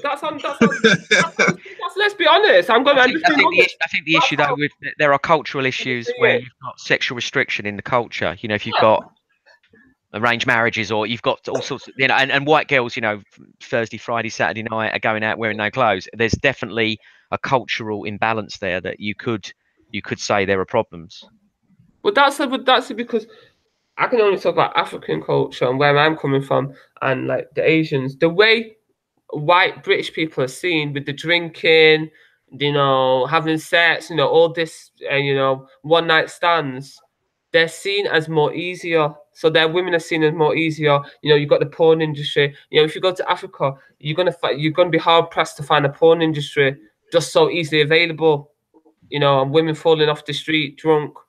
The same thing with Asia. So when it's what they call it, a class of civilizations. So when a lot of these people that came from very traditional Asian and African backgrounds come to the West, and they see how, you know, the average white woman or white girl, what she can do and what she can get away with. You know, unfortunately, a lot of the women are seen as loose. I'm not talking about. Ask yourself this question: if they are seen as loose, why is it that it's in the African and the Asian countries that the populations are really high? It seems a lot of people in that part of the world are going at it like rabbits, more so than the Europeans. But that's not about going at it rabbits. It's about the contraception. You can't get contraception like sweets like you can get it in the West. Okay. You know, like how easy is it to get an abortion and a contraception in Africa? You know, it's not that easy. You know, it's actually hard. Yeah, it's much harder. That's one of the reasons why. But here, you know, in the West, you can get contraception and abortion very easily compared to other places. But that's what I noticed, because I remember, like, when I was on my estate and listening to white women complain about how the Asian guys that they were with were leaving them for an Asian woman. They never thought that these Asian guys would ever want to be with their own women, because they were a white woman and they were the most beautiful women in the known universe. And how can he leave me for an Asian? You know what I mean? The competition is fierce with women. Maybe you may not notice it, but us women notice it. But I just remember just sitting there and listening to this, you know, because there was tension. Obviously, some of these Asian guys were impregnating these white girls, leaving them with the baby, and mummy and daddy had sent them a wife from Pakistan or India, and these white girls were never going to be able to see. They were never going to have to meet their boyfriend's family because they were, you know, they were white, and they were never going to get married. So that type of tension. So what you're saying, there's a large, I don't know, movement within the Black and Asian community where men tend to pursue white women? I would say all I would say is what I've noticed. There's certain type of Black and Asian guy that will go for a white woman because it validates them. Meaning, right, they feel validated. Oh, I've got a white woman now. I can access mainstream. I can be part of mainstream society. An Asian or Black woman can never access mainstream society because she's not mainstream. And they feel like they've got one up. I've got a white woman now. I'm the fucking shit. I'm better than you. You know, I've spoken to, like, I've got this one friend from Zimbabwe, and he said the minute he married a white woman, then all of a sudden he felt like he was no longer Black no more. What? Yeah, but I know what he means. I know Black men that like that have just said they've got a white woman now. Like, I'm the shit now. I'm better than you because they're part of the mainstream. And, you know, no one really wants to be a minority. Everybody wants to be on the winning team. And there are people that don't want to be on the losing team. The racial politics where, you know, like they say, that saying that everybody wants to be Black, but nobody wants to be Black when the police show up. You know what I mean? So it's that idea that, you know, you want to be on the winning team, even if you don't like racism and you know that treating people based on the color is wrong. You want to be part of white society because they're the ones that got the privilege. they're the ones that dominate the growth. Right, but I mean that's something, you know, that's some failing in like a person, you know, an individual, and that they can be held accountable for that. But when you've got cultural differences that are in, you know, cultures that are to a certain degree incompatible, you can see why there are problems, and that's something that's more of a problem for the collective than it is for an individual. Do you see what I mean? You know, so if Asian, if a certain group, let's not say Asian because that's, you know, there's a broad spectrum, but Yeah. if a certain group covers up, for example, and another group doesn't, that's there's a marked difference there for young men, because young men we're all the same, right? We all are attracted in a certain way, visually orientated, and it's very difficult to deny it. You can't just say, oh, you know, you just got to lump it because your culture says that's not allowed, but you're in another culture, you're in amongst another culture that does allow it. So how's that work? It's like saying you can't drink, but here's all this alcohol. It's the same deal, right? Yeah, but I think one of the things is, because I've said this on my own channel, the fact of the matter is when I was in high school and when I was in college, there were the Asian girls, especially when I was in college, the Asian girls would, like Pakistan, India, Bangladesh, they would wear the traditional clothes, 8:30, they'd take those clothes off in the morning, put the sexy European clothes on, and then 4:30, they would take those sexy European clothes off and put on the traditional clothes on and go back home. They were literally living a double life and having to live in between two cultures. And I remember growing up in the Nigerian culture and the British culture, and it was damn fucking hard. But those Pakistani and Indian girls had it a lot harder than what I had it. And people, when they talk about multiculturalism, they're going about the food and just how great it is, but it's actually damn hard. Also, there's a negative side to it that a lot of times people don't want to talk about. But I think for men it's different. But for girls, there's a lot of things that, you know, as a Nigerian girl and my Pakistani friends, we weren't allowed to do. But they would just. I remember speaking to a Somalian girl about this too, and she goes, "Yeah, it's literally difficult living in two cultures." Yeah, it must be. Of course, it must be really hard, but it certainly has knock-on effects, and I think they're sort of self-evident that there's going to be issues with these things, and you can't just sort of say, "Oh, yeah, it's all roses," you know. Yeah. We're basically saying the same thing, you and I. But I think that people seem to pretend that multiculturalism is just all fine and dandy, and there's no issues at all, you know. And there are issues. Yeah, yes. It's like the same thing. It's like in terms of, let's look at Europe. Even the Europeans who are white are having problems with the Pan-European project because even though they're white, they have different cultures in Europe. So you Sure. a clash of cultures, and the British want to just jump out the ship now. They're like, I'm losing my identity. I don't care if we have the same forefathers thousands of years ago. I'm gone. And I think, like nowadays, people are not allowed to say that there are certain aspects of multiculturalism that they don't like, because if they do, they're branded as racist or xenophobic. Yeah, too right. But I think that identity politics thing, I think that's a lot of that is sort of media propaganda. There definitely are some people banging around saying, "Oh, it's all about my identity as a white European," but I can't. Most white Europeans, I can't believe they buy into that shit. I think they just, I don't think that's what Brexit's about. Is what I'm trying to say. And let's face it, there's a big movement in the Netherlands for exiting from Europe, and the biggest problem for Europe, for us, with us leaving, is that it encourages other countries to go. I mean, that's the scare, right? Is that, and in every country, I mean, France and Germany are different because they dominate Europe, right? But all the other countries are sort of, oh well, perhaps we should get out of here. Perhaps we don't want to be in here. Then we can trade with the rest of the world. Yeah. Do you think that the Pan-European project will last? Do you think they're on a sinking ship? Well, in a way, Europe's on a sinking ship. I mean, Europe as the European Union, in terms of its currency, there's a lot of people, a lot of pundits are opposed to it and saying it's going down, it's not going to last. It was a sort of a failed project. Whether that's true or not, I don't know. But I mean, are you talking about the identitarians when you say these pan-Europeans, or? Well, because like the European Union is I see it as a pan-European project. Prior to the European Union and stuff like that, you didn't really have a sense of being European. The Europeans were fighting each other. You had World War I, World War II. Then you had that 30-year war, then the 100-year war. They called the Napoleon on Napoleonic Wars. Yeah, but British people never identified as European. Yeah, we that's would, what I'm saying. we would always say we're going to Europe.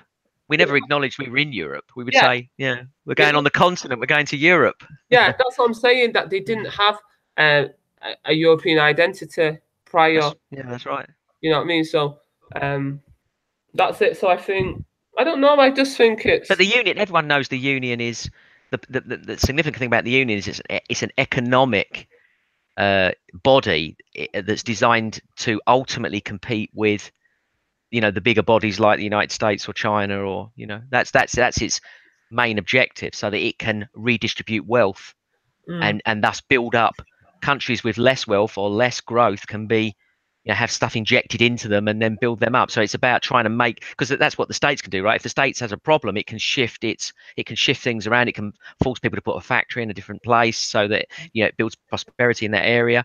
And we can't do that in Europe, but we can with the European Union. So that was its sort of drive. At least that's how I see it. And that's its driving thing. And I never felt that it was about identity. I can't imagine Germans are thinking of themselves as European as opposed to Germanic. I mean, maybe you guys feel differently. I don't know. I think it's because when you go there and you visit there, I think the Europeans, like, because I've got 1 or 2 German friends, they do think more of themselves as European. The Germans, the British are known as the moaners. Do you know what I mean? The people that are always moaning about Europe and stuff like that. Oh, the British are not happy, but they had an empire, but they're not happy.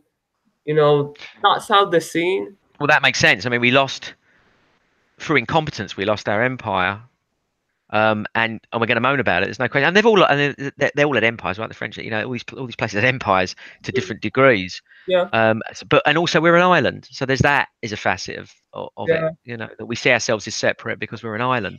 Mm-hmm. Guys, there's something I wanted to mention to you. I was just waiting for you. It's this thing about consent.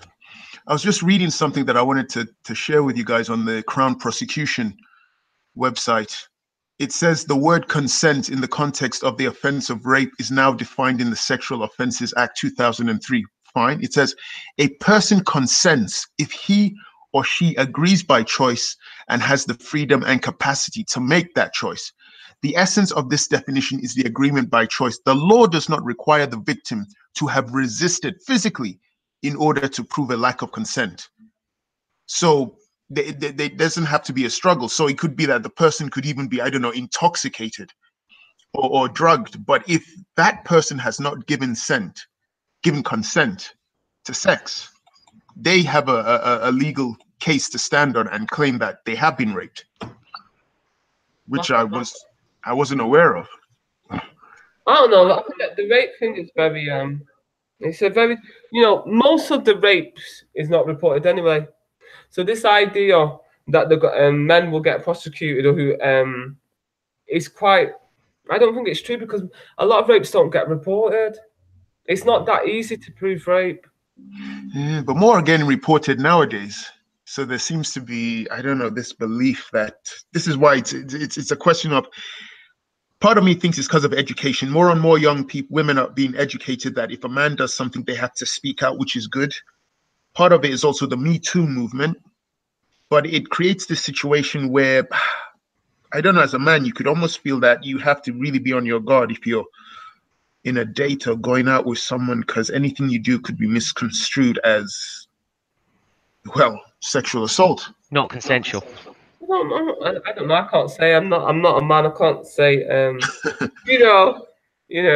can only say. I can only talk from a women's point of view. But I can only tell you that I had a friend that got she got gang raped at 18, and it was never reported because there was no point, because it was very difficult to prove it. And this person then went on to gang rape other women, and so this. I think, and it was very difficult for her to, go report it and stuff like that. And it's just this idea that, women or people just report rape. It's not, because let's look at this Jimmy Savile. How many of these men came out and said that they got raped as children and teenagers? How difficult it was, and for the average person to report that they've been raped. I think Yes. because Yes. of this Me Too movement, I would say the majority of people don't actually report it because it's not an easy thing to talk about. My friend didn't tell me this until years later. You know what I mean? It's like, I mean, the average person going to admit that they got gang raped. You know what I mean? Come on. That's true. It's That's a very true. difficult thing to say. And you always Uh, blame yourself. You There know? was a lot of male rape when I worked for Merseyside Police. There was a lot of male rape, and it wasn't. They didn't press charges. Yeah. You know, they go into a public toilet, get their head smacked against the wall, and then buggered. Oh. And they didn't report it. The police might be sorry. called, or Sorry. Repeat this. well, they go to the. You'd have situations where men would go to the toilet or be in a public place of some kind, and they'd be jumped, bashed over the head, or have their head smacked against the wall. They'd be buggered or assaulted in some way sexually, Yeah. and then when they were found unconscious or in some state of disarray, Yeah. the police would be called, but they wouldn't want to press charges because they can't deal with the consequences of it being revealed publicly that they've been raped. So there was a lot more male rape, a hell of a lot more male rape that was going on that was not known. Yeah, I'm not saying it's comparable to female rape. I don't think it is. I think most of the abuse, the vast majority, is against women, but there was a lot that is not reported. Yeah, because it takes a lot for someone to admit they've been raped. Especially, and I think for the men as well, they feel like their masculinity. Why can't I defend myself? Stuff like that. So it's hard. I can imagine. When I was listening to the stories on TV, listening to those men that said, is it Hope Legrand when they were talking about those, the high level paedophile ring in Westminster, and now they used to invite them from the children's home in Wales and take them to London, and they were like 12 and 13. And people were saying to them, why did you continue to go with the person? And said, well, it was a chance to go to London. We were from a children's home, but we just had to deal with them, harassing us sexually, later on, and when they plied us with drugs. And they're just taking advantage. So, and he was like, this guy was like in his late 40s. So I think it takes a lot for a man to admit that he's been sexually assaulted. And I commend the men that do. Because a lot of men, like James said, wouldn't. It's hard enough for women, let alone men. Okay, that's interesting. There's a mention in the chat by Joe Cowboy. He claims the Cosby case is based on anachronism. Anachronism, making a judgment of today's behavior on a period where the culture was different. I don't get that. Can you elaborate on that, Joe Cowboy? It basically means that men. He's insinuating that men should just be allowed to get. They were allowed to get away with sexually assaulting women, which was true. If you talk to older women, when I was speaking to my mum about it, and she was like, "Yeah, these men, how they are." I was telling about. We talk about Africa, and she said like the Nigerian, in Nigeria, where the lecturer will be saying to you, "You've got to sleep with him," the teacher, all that. You got to give sexual favors in order to pass the grade, so you can go on to the next higher grade. That type of thing. So if you talk to older women, they'll tell you about all these things, but they just expected it. Do you see what I mean? There was but I think Betty, you're basically. I mean, we're sort of Joe's point is valid. He's basically saying that contextually it was more of its time, and we're going back now and prosecuting for things that were considered to be normal. And we're basically saying that's true, right, Betty? We're saying that did go on much more back then. Yeah, I don't want to say it's normal, because it's not normal to harass women sexually. But what I would say is, people just thought, well, it is what it is. There's no chance of them being able to deal with these men that are doing that. But like say Dave Lee Travis, remember, like he was that another Top the Pops character, DJ, radio DJ. He had girls. There was like allegation, girls sitting on his lap or something, and it was of its time. Young girls would hang around with these guys, and now it's considered a bit. She's a bit too young.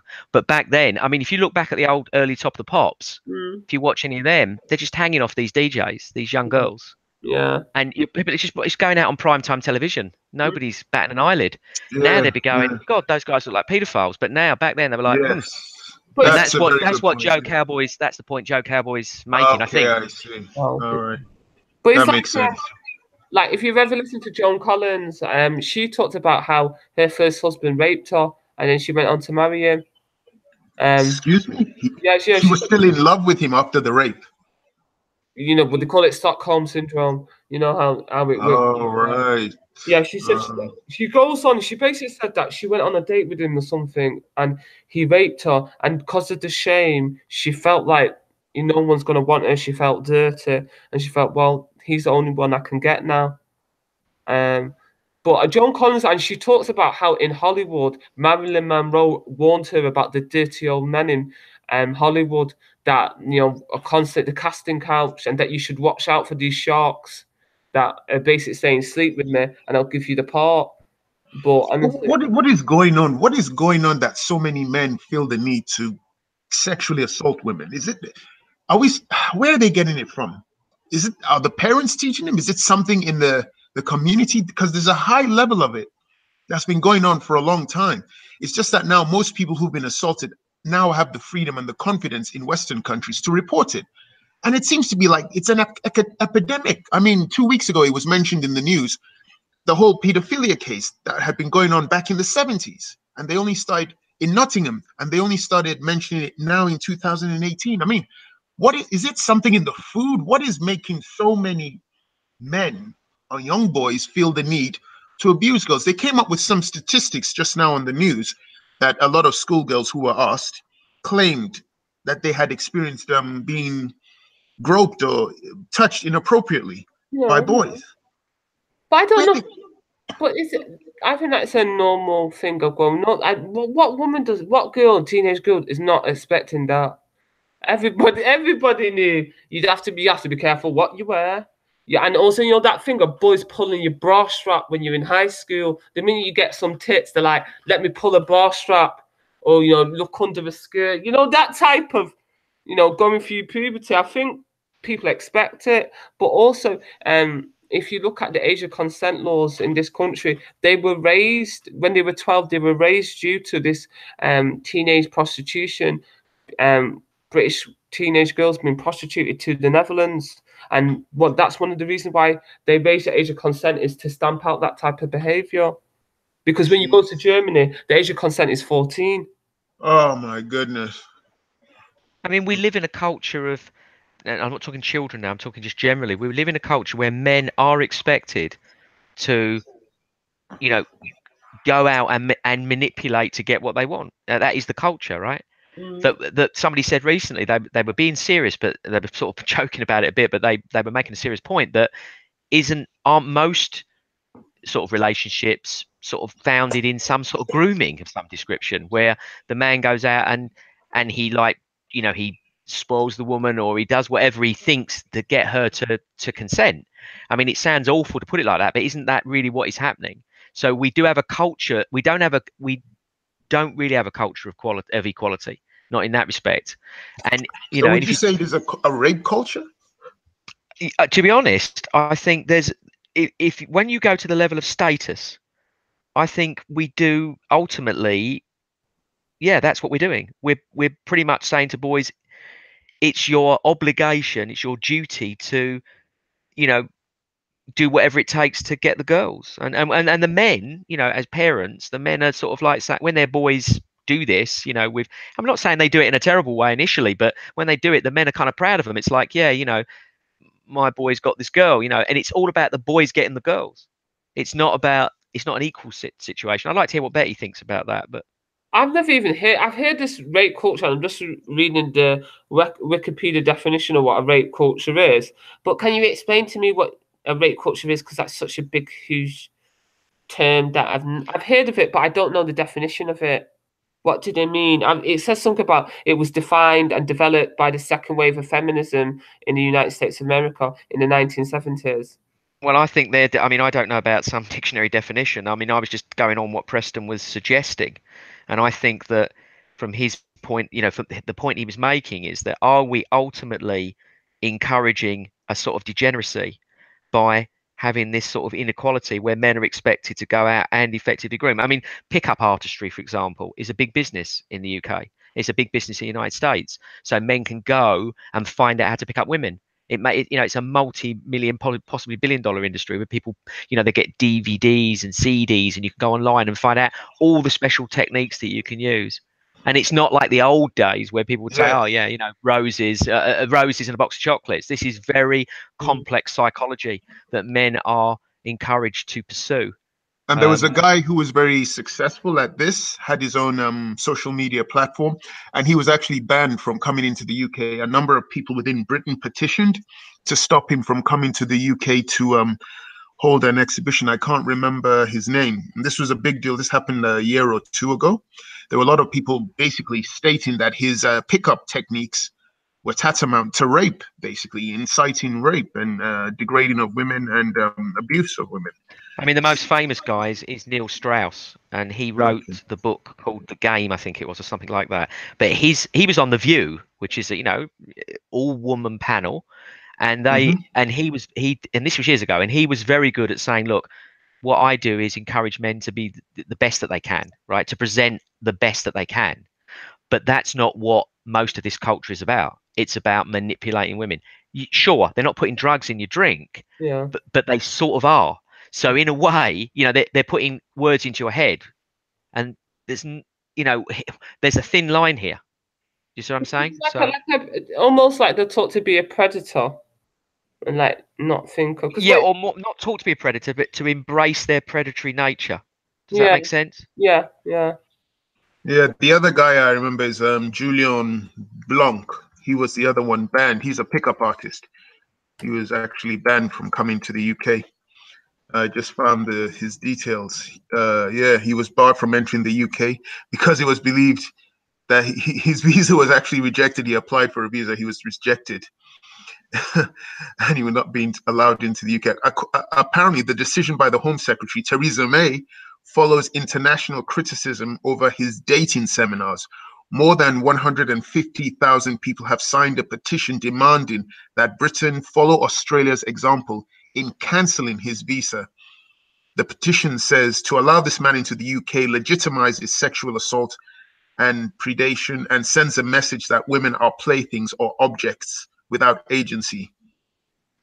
And this guy is Julien Blanc. But I mean, what about this concept of it leads into this concept of like incel, where you've got this involuntary celibacy thing. So you've got a group of men saying that a guy actually did murder somebody, or he tried to murder some people. Do you remember this incel guy where they can't get women, so they've got these chat rooms where they talk about, they basically they hate women because they can't get women, or they can't get the women they want, whatever way you want to look at it.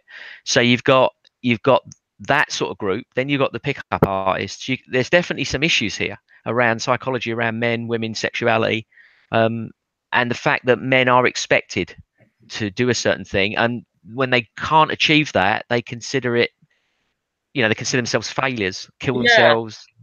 I've got this definition, this rape culture. It's basically saying where rape is normalized due to society's attitudes about gender and sexuality, but it's also saying victim blaming, slut shaming, sexual objectification, trivializing rape, and the denial of widespread rape, and refusing to acknowledge the harm caused by sexual violence, or some of the combination of these things.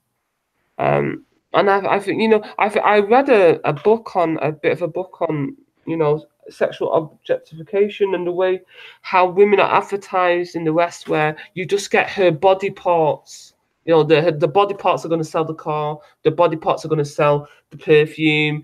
Body parts are selling a can of Coke. This type of where they only home in on part of the woman, not the whole thing. I don't know. Just remember the bra advert, the Wonder Bra advert, where her breasts. Oh yes, I remember it. Yeah, that's what I mean by objectifying, sexually objectifying women, and like when you've got the racing car, when you see those women with holding the score walking around in tiny clothing, and you're like, well, didn't they ban that recently, and there was a big uproar.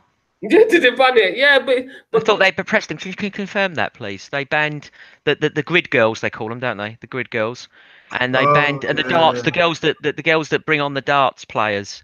I think they were protesting having their jobs yeah. removed, but I can't remember the outcome of it. I'm not sure if it actually happened because What happened was Formula One, the FIA. Basically in Formula One, they've now removed the grid girls, so you no longer have the grid girls. They've been removed, and it caused a bit of an uproar because they are women who looked at it as a job. Yeah, because Um, it probably paid reasonably well as well, and it didn't cost any brains. All they had to do was look good. I could understand why the girls were upset though, because at the end of the day, if you're doing that type of job, you're not there to use your brain. You're there to live on your looks. So, of course, no one's going to be happy to lose their job if they generally like the job. it's a problem, Betty, isn't it? Because if you're for want of a better term, if you're genetically born with smarts and you do well with the thing that you've been given, Mm, why should it be any different from women that are born attractive? Why should they be penalized? yeah. It doesn't seem fair. I know that we have this problem of objectification of women, but it just doesn't seem fair to say, you know what, we're quite happy to exploit men this way and women this way for these things, but this particular thing, we don't like it. You're born a certain way, but you know what, screw you, we don't like it, we're going to ban you. Yeah. yeah, that's interesting. I've just found an article from the Independent, which was on Wednesday, the 31st of January 2018. And it's funny what they say. They say Formula One has announced that it will no longer use grid girls, as the practice of having scantily clad women standing in front of cars before Grand Prix does not resonate with our brand values and clearly is at odds with modern day societal norms. Brand values. What brand values are they talking about? Well, I mean, to So my mind, apparently, they're just worried about losing money. I think that's Yeah. all they give a shit about. It's the Me Too really, movement as well, isn't it? The pressure of the Me Too movement, and Yeah, yeah. I feel I just found something else. Apparently, the decision came just days after the Professional Darts Corporation announced that it would no longer use walk-on girls to accompany players on the way to the stage. I didn't know darts players used them as well. Oh yeah, no, it's Okay. big. It's a big thing. Yeah. Yeah, I think it's one of those. It's like as a woman, you taught, there's a lot of mixed message. They tell, like in school, they tell you, use your brain. You're just you can do as what a man can do, but then you're judged on your beauty, and men are not judged on their beauty. They're judged on their physique. Like how strong they are, whether they can provide intelligence. But women are systematically judged on their beauty.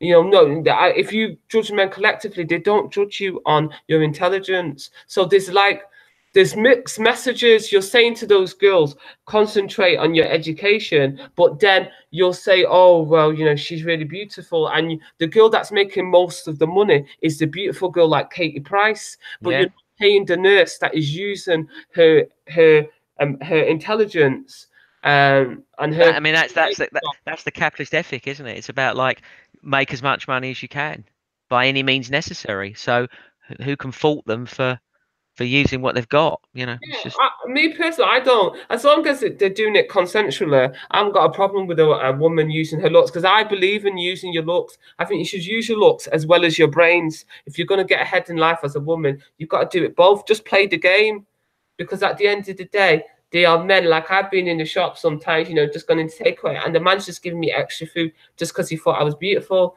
and I was happy to take the food. I said, "Thank you very much." There are perks to being a pretty girl, and you can't knock it. Like when those times when you hear like the workman comes and he's gonna knock off the bill just because he fancies you, he's gonna give you that extra discount. Take a discount as long as you don't have to give man favors, sexual favors. Take it because it's a compliment. He's appreciating your God-given beauty. But obviously, it has a flip side though, doesn't it? So like girls feel like they're objectified or they feel like they've been stared at, and so it's got a flip side to it.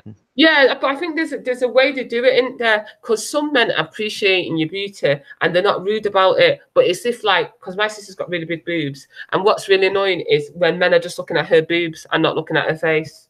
There's a way a man can admire you, and they're not objectifying you. Do you see what I mean? Because tell that to the Sandy Speakers Corner guys in McDonald's. I'll have to come and see this. You know what they do on, you know, in the there was a girl in McDonald's last Sunday that she worked in McDonald's. I mean, they're harassing.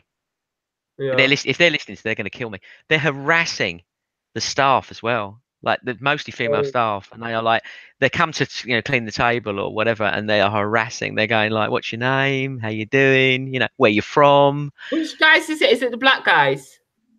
I'm saying nothing, Betty, Yeah, because they'll kill me. They'll kill me. No, I've said too much already. I'm going to get beaten up already for this. No, because the way you're saying it, because this is another thing we've got to talk about, the difference between how black men approach a woman and how a white man approach. Because I'm expecting, if it's a black man now, I'm expecting a black man to turn his car all the way around to talk to me.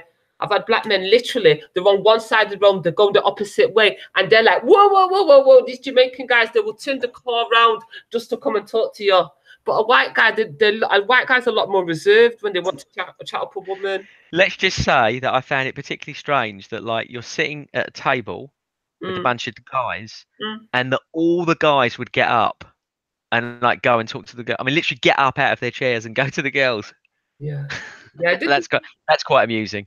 Because like even CK in the chat, I'm sure she's a sister saying that black men, they're such leeches. Like I think it's black men's in black culture, they're just a bit more, and it's not just Jamaicans, African guys are the same. They will just literally, they don't matter. If I have to turn that car around to get that girl's number, I'm going to do it. I don't care what I've got to do. But I say white British men are not like that.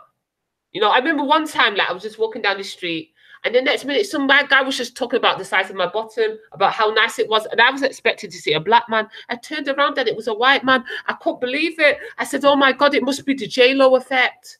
Because white guys, honestly, I thought white guys ain't into bottom, their breasts, man. I said it must be this J-Lo girl that's got them thinking about bottom now. That's so funny. Well, are they now contributing to a sexist, rapist culture by that behavior? Because they're harassing, aren't they? When does it become flirting and when does it become harassing a woman? I think I have to judge, because when it comes to white and black men, I judge black men differently, because I think the average black woman would expect a black man to be more aggressive when he's trying to get your number, because we're just taught that culture. That's our culture, that we're quite straight with what we say. But if a white guy does it, it's a bit different. But even if saying that, even white men, this is the white men that are aggressive to women. They're builders. If you've ever gone past the building site of white men, they're woo! You know, they'll be doing wolf whistles, and, you know, they will stop work. That building is meant to take 5 weeks. But if a pretty girl walks past, that building's going to take at least 5 months. I've got to tell you a story. I was in the gym, I don't know, quite a few months ago, and there was a Kurdish fella in there. He was really young, and he was talking about the building site, and he said he had to leave because he couldn't stomach the sexual stuff, that the guys being like talking about women all day long. And he said that in his culture, he didn't like it. It just was against his culture, and he didn't like it. And he said, I couldn't stomach it. And he was a really young guy as well. I'm thinking, but surely you are the guy. You know, you're the dude that would talk about these things, but he found it offensive. It was kind of amusing. Building trade. Yeah, he was in the building trade. Yeah, that's what I mean. That's the white men that I expect to be aggressive, because honestly, the building site is sometimes you don't even want to go past the building site, because you just know, especially if it's in the summer, because you know these builders. But I bet you do, Bet. I bet you check them out first, and if they look like big ards, you like cruise on by. That's what it is. Checking them out first. It's a great place to get a man, the building site. Do you think there should be a law against it, banning people from wolf or cat whistling or cat calling or wolf whistling women? No, I find it a compliment. It's like, but the CK saying that she had one man block her path and get out of the car to speak to her. This is the J-Lo. Isn't it true that, like, I'm going to completely say a racist thing there, but isn't it true that, like, in Italy, if you don't get your bum pinched, it's like you feel disappointed? Is that true? Somebody told me that once.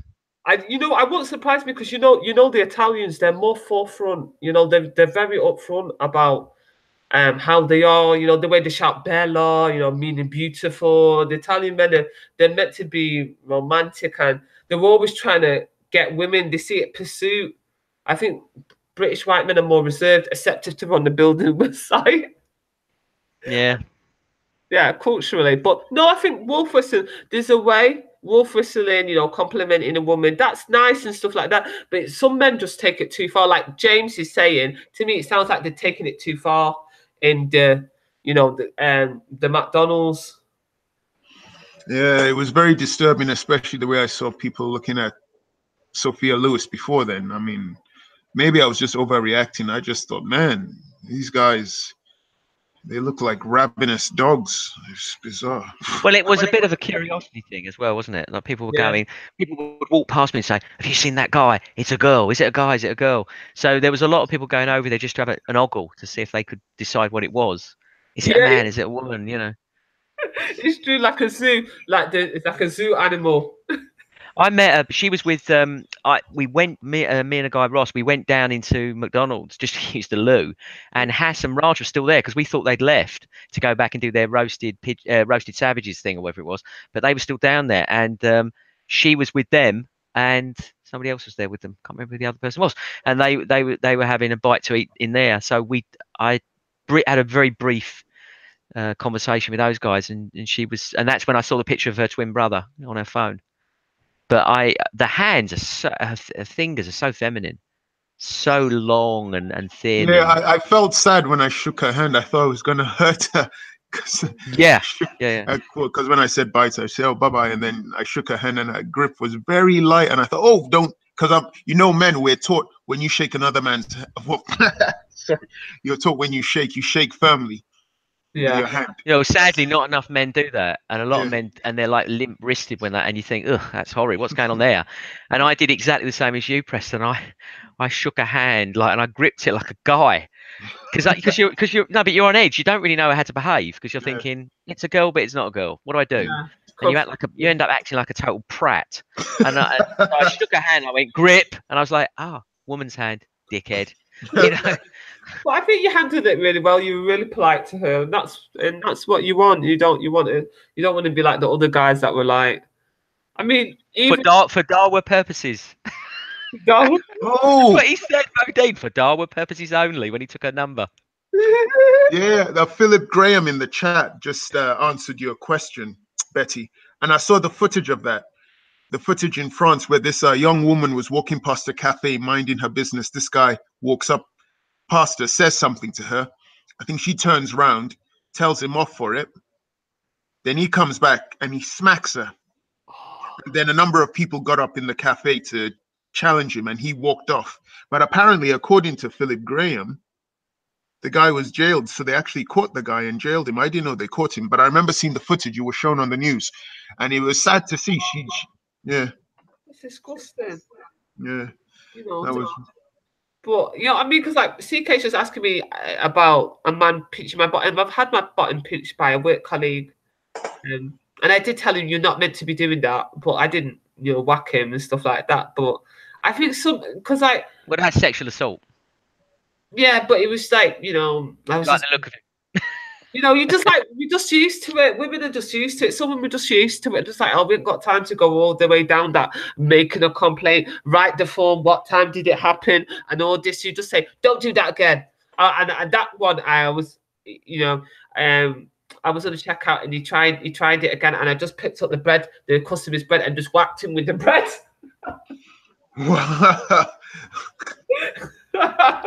That taught him a lesson. He was like, "Why did you do that?" I'm like, "What do you mean? Why did I do that? You know." You should have kicked him in the balls. That's what you should have done. Honestly, but you know, I think women are we're sort of socialized to be used to it and stuff like that. But it's got to be an offence, isn't it? Because otherwise they just think they can just do it. So there's got to be a threat that, you know, you could be prosecuted for it. Otherwise they'll just be doing it all the time. I know, but you know what? Because I don't want to tarnish all men like that. Because not all men are like that. It's a certain type of man that does that type of thing, James. They're not all. Some of you men are gentlemen. A brave one. You know, yeah, a brave one does it. But yeah, it's those men that just I think so. old-fashioned men as well. You know, men that are very old tend to do that as well. They're not used to this new idea that women have got rights. Betty, on the chat for the live stream that only we can see on the Google Hangouts, you said that you were a bit upset at like what Moses had said, but also you said the atheist guy had said, is that beyond atheism? Is that what? Yeah. So what? Because my internet connection was shit. I couldn't stay on. But what was being said? Because I assumed you would like clip that. Yeah. But obviously, it carried on. What happened? He was just saying that he believes that women are in between kids and men. They shouldn't. It was so insulting. Oh fuck. Yeah, he was just saying that, you know, we shouldn't. You know, he basically said that he had a problem with female doctors, and that the government was wasting their money training these women because they were constantly taking maternity leave off, and the government wasn't getting their investment back, and that he thinks that male doctors should just have male doctors. And I just said to him, at the end of the day, what if there's women like me that don't want a male doctor, you know, I'm not going to be showing my panani to a male doctor. I want a woman doctor. What are you going to do about that? And he just continued on his tirade. He's literally, but what he did was he actually exposed himself as a misogynist to what, and you know, I called him a misogynist in the beginning, and then people were like, no. But towards the end, he just started going on a tirade, and then eventually Manning and Raj went, yeah, you are sexist. But he was really like, yeah, just saying that women don't have the intelligence to, they've never built a nation, they don't have the ability to run a society and a nation. Oh, honestly, it was just upsetting, to tell the truth. He was worse than Moses. And Moses was coming up with jokes, but after a while, the jokes begin to sound like insults. Yeah. But this beyond atheism, he was worse than Moses. He was. Yeah. But he sounded like he meant it as well. You know, like, because you know, like, you can tell when someone's telling a joke, but then when they go on it so much. But yeah, just really having a problem, and he was just dismissed, and then he kept on interrupting me. He wouldn't allow me to speak, and I was just like, whoa, he's got mummy issues. I think what's awkward as well is you're the only woman on the chat, so that makes it worse. Yeah. When you're the only woman in the chat, like, they gang up, don't they? They feel more. Yeah, they gang up on the white guy as well. Do you remember that? Yeah, they do. They're calling you that, you know, that name that you should be calling you. That the white devil. Yeah, I don't like that. I don't like that. Oh, I don't care. You got to just roll with that one. But I don't like the sexist jokes much. I mean, I think there's a time and a place for it, and it's okay. But if it keeps going, yeah, it's a bit heavy, especially when you're outnumbered as well. It's not right. Yeah, this is it. So, you know, there's an old-fashioned saying: familiarity breeds contempt. I mean, after a while, if you hadn't have said something, who knows where the jokes would have escalated to. Yes. Yeah. Well, one of the problems I think is that you end up joining in. You know, like you're trying to be equal, so you say, I'm going to join in. Yeah. And I do that, and you play it back afterwards, and you think, I just played like a complete twat there for like 20 minutes. Yeah. You know, because I was trying to keep up. I was trying to keep my head above water, and by doing that, I've behaved like they are. Yeah. You know, I just do it often. And you think, what an idiot, you know. But the guys have said to me that I've got to forgive Moses. Yeah, Moses is a good guy. He's a good guy. And I think maybe as well that when you got on his case, he probably felt the need to sort of like, instead of just stop, he felt the need to just sort of do it a little bit more so that it didn't look like, you know, it didn't look like he was browbeaten. He wanted to just kind of like hold his position. He went quiet anyway. He went into hiding after a while. Oh, did he? He disappeared for close to 30 minutes. He was gone. Do you know what he did? He went off to get some better jokes. That's what it was. He did some searching, see if he could find some better sexist jokes to present. I did really had to go at me. Mandy and Raj had to go at me yesterday, and they said that Betty, you've got to forgive Moses. So I've had to forgive him because I was going to put him in the doghouse for a while. Because this is what they said. This is what they said to me, Betty. But I've said it. Raj said I've said it for. And you seem to take it more harder on Moses because he's a black man. And I said, well, of course he's a Nigerian man. Of course I'm going to take it harder because we're both Nigerian. I expect Nigerian men to support me. But if it's an Asian man and a white man doing it, I'm not going to take it as hard because you're technically not my man. Do you know what I mean? It's definitely a lot of politics going on there. I mean, me and Preston were saying the same thing in that last live stream, and I was getting so much abuse. And I'm going, Preston's saying the same thing. They never ever turned on him. They just went for me. I don't know what their problem is with you. They keep calling you the white savior, or whatever that means. I'm the path of least resistance, B. That's what it is. They know, they're worried if they say it to Preston, he'll just like rip them a new one. So they just know they're going to get away with it with me. So they just not a violent person. No, I know you're not, but they don't know that. That's the thing. They're worried that they might overstep the mark with you because you're quite reserved and quiet. I know. Like Preston's the type of person that if you're not careful, you wouldn't even know he was there because he's very. You snake. You're a snake. Sneak it out. Mohammed Tawhid will have you on his hit list. Snake. Yeah. Snake. I saw a message from Betty on the live stream because you were saying, why didn't you say anything, Preston? I think it was when the discussion was taking place between Raj and Big Odds, because I was there. Yeah. I didn't want to spoil it. I thought let him just keep talking. I thought if I put my 2 cents in, I'm gonna mess up the flow. So I thought, no, keep quiet, let him talk. Because they're talking about India and Pakistan. What is this Nigerian man gonna do? Start giving more information on Pakistan? So I thought, if they're gonna and they're not gonna listen to you anyway, are they? They're gonna go, what? No, it's nothing. Even if you were completely correct, they're just gonna disregard what you say. So I thought, keep quiet, let him get on with it. Yeah, so, I think you've got very good qualities. I like you, Preston, because you're very respectful, and you do. I like James as well, but that was a side. Did you see that? That was good. She was flirting with you there, and she felt guilty, so she just slipped me in. She went, "Oh, no, because I just better mention James. He's on the chat. He's on the channel." No, but it's a good point because that was one of the reasons I wanted to start my own hangout. So that I'm inviting people that are civilized that I know from Speaker's Corner. Yeah. Some couldn't make it today. Who knows what will happen in the future? Maybe more will come on because I made some other invites, but they were busy today. But because I noticed in Speaker's Corner there are too many people who want to posture and shout, and I haven't got time for that. So I got told by a couple of guys. They said we'd come on your show, but we won't go on that general show, with Raj and Hass, because it's just too. Everybody's just shouting, and some of these guys are quiet, and some of these guys are like the Pakistani guy, for example, very knowledgeable guy. He doesn't want to be in that confrontational thing where someone's saying your country's shit. He just wants to be able to say his thing and then respectfully, and But so we I think you're doing the right thing, and you are, Preston.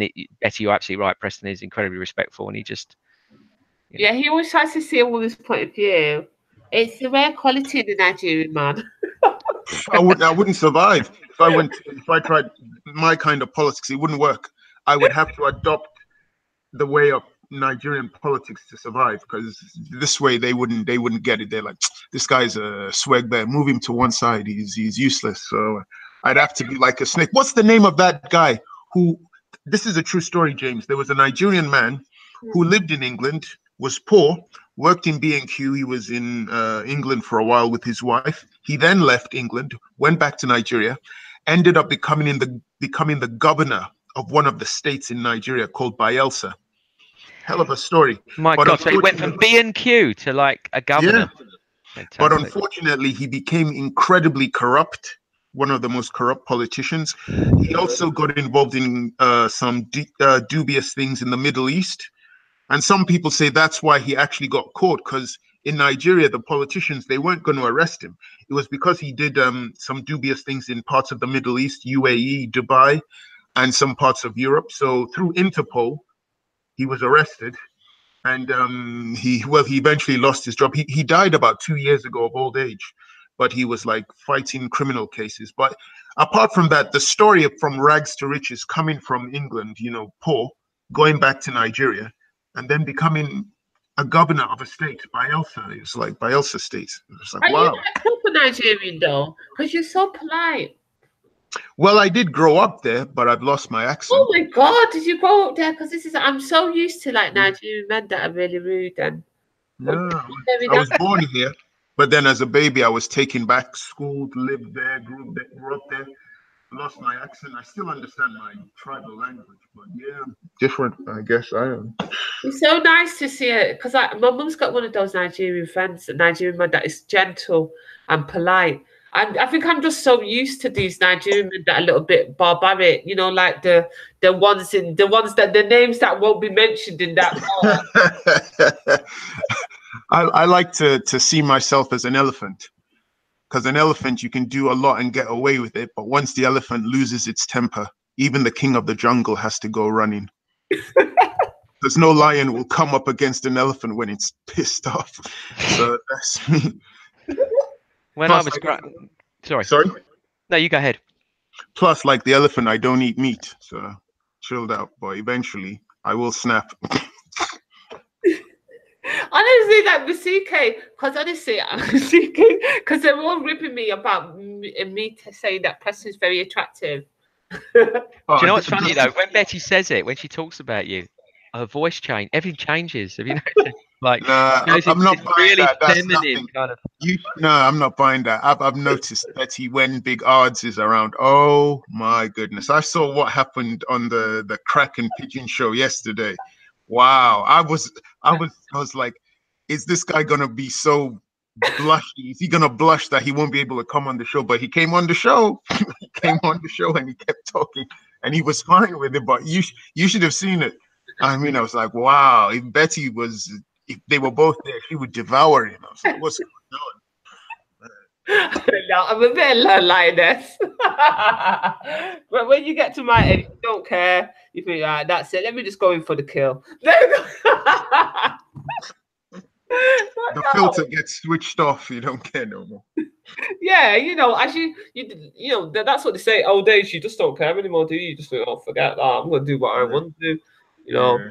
But it was funny. But one thing I like about Manny's show is because Raj and Hassan and them together, they're just so crazy, aren't they? You literally don't go there to get heard. You go there to just have a giggle.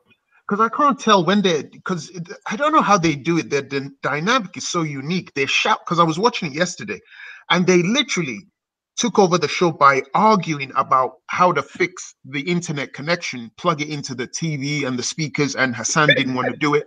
And Raj was having a go at him, and I'm thinking, these guys are really getting angry. But it's becoming comedic at the same time. It was almost like Laurel and Hardy, you know, when they hit each other. Yeah. But it's like comedic. It was like, whoa, what's going on? That's how they are, though. They bounce off each other. I think the energy that they have, because Raj is very funny, and Hassan is very, like, he's funny, but Hassan's funny in another way. He just says what he thinks. Yep. True. Very true. Very true. But I think your show is good also because, you know, I think it's really good that you've got different people from Speaker's Corner that can give different points of view. Yeah, they should do, yeah. And it's better because I want to hear people's views. It's sometimes really hard to hear it in Speaker's Corner. It gets really loud and people keep shouting and I don't know. They just want to posture. I don't they're trying to win, aren't they? They're trying to. This is one of the annoying things, is trying to win an argument instead of just listening and maybe finding some common ground. It's just and people prefer that. They want the confrontation. They want you to go at each other and start shouting. And but there's lovely people in Speaker Corner. I saw an old white man that I met in the beginning. And you know, they said on like characters of everything. He's been there for hundreds of years. But he's an old white guy, and I think he must be in his 80s, and he's talking about being a journalist, and he's very polite and he's very gentlemanly. But I saw him roaming around in the other videos, so I think he's a regular. But is he the guy with the rosy cheeks? No. I know the guy you're saying. I don't think it's him. No. Yeah, the one with glasses. He's short and he's got glasses. That's me. No. Really ancient. That's me. That is really old, but you know that is me. Really old. That is me. But listen, people like that you don't get to hear from, and he's actually had a lovely conversation with him, and I think that's the problem. So many of these people don't want to come on camera, and they you know, the people like, you know, because what I noticed in the beginning, it was all the Dawa team and, you know, the idiots doing the reviews, the Speaker's Corners. So it's like we need people like you, intellectuals, and, you know, manning the people that are going to do it, because that's what people love. No, I don't think that too. I think they like Lauren Hardy. I don't think they want us. Yeah. So I mean, I'll do my thing and get whoever I can and talk about whatever, and then I'll also obviously watch the other stuff because I don't really have a problem with it. The thing is, you have to watch like 3 hours to get like 30 seconds of greatness. You know, that's the thing. They're just talking cross purposes, shit at each other, and then there's a pearl of wisdom in there, and you just have to hope that one of your friends sends it to you and says, "Look at this. This is good. This is interesting." Someone can go into it. You know, I honestly, I think there's different types of shows. Like Manning is terribly polite. He's so polite and patient. He doesn't even get a chance to speak on his own show. True. No, he's picked up a bit though. That last show that I just got in a little bit on, he was much more vocal there than he has been before. Yeah, maybe he's getting into his stride. Well, he's got to learn how to keep Raj and Hassan on a lead. Yeah. And give him a good whipping every now and again. That's what he needs. Yeah, because honestly, they're like, if you let them, they'll just go for it. No, but the thing is, they don't. If you tell them off, like with us, if we, start to talk, we go, oh, sorry, no, you go. You know, that's what we do, right? But with those two, they'll just rant for 20 minutes, and they'll like Raj will rant for 20 minutes, and then he'll say, I haven't spoken for a while. Like Betty will speak for 1 minute, and Raj has just spoken for 20, and then he'll go, oh no, I haven't spoken for a while. Can I just come in here? Can I just come in here? And it's like, what the fuck are you talking about? You just spoke for 20 minutes solid. I don't think he notices it, though. No, he doesn't. He doesn't get it. I know. I beg you, please, my brother. That's a saying, isn't it? I beg you, please, my brother. I beg you, please. Hmm. And Raj also says, he says that they're going to listen on this. They're going to hate me, aren't they? Raj also says, I'm going to say something controversial now, and then says nothing controversial. It's true, isn't it? He says, I'm going to say something very controversial now, and then says nothing. But what I love about Raj is when I tell him off and he'll type in the chat, I'm scared now, Betty. He's frightened of you, for sure. That's right. That's my, he's not had this conversation. I'm saying that's my assessment. But I have to admit, I do get quite sad and irritated when I'm in Speaker's Corner and I see some like teenage or some kid in their early 20s shouting at older people, much older. Yeah. I find it like if I see Rat Boy doing what he's doing to Hassan, or even not just Hassan, any person that's older, it kind of, because it's like you do understand that's an elder person. You might not agree with them, but to do, I don't know. Are you saying I can use the old person card if I need to? Can I pull out the elder? If I don't like what I'll just get that and say, come on, I'm older than you. You've got to back down.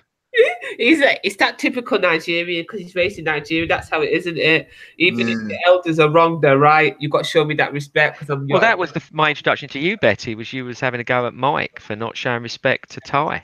Oh yeah, because he took it too far. Mike knows how it is in Nigerian culture. He knows that he shouldn't have done what he did, but he doesn't listen. Sometimes Mike, he doesn't listen. Mike has sense, but sometimes I think he's just overrun by people around him. It brings out the bad side of him. Maybe, but I don't know how the older people in Speaker's Corner, how they deal with it.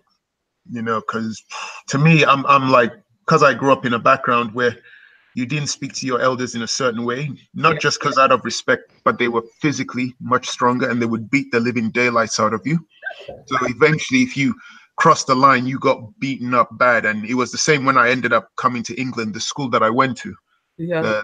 The seniors there, when they told you to do something and you gave them lip, they beat the living daylights out of you. Oh. And it was a system where you. How old are you? Are you really Asian?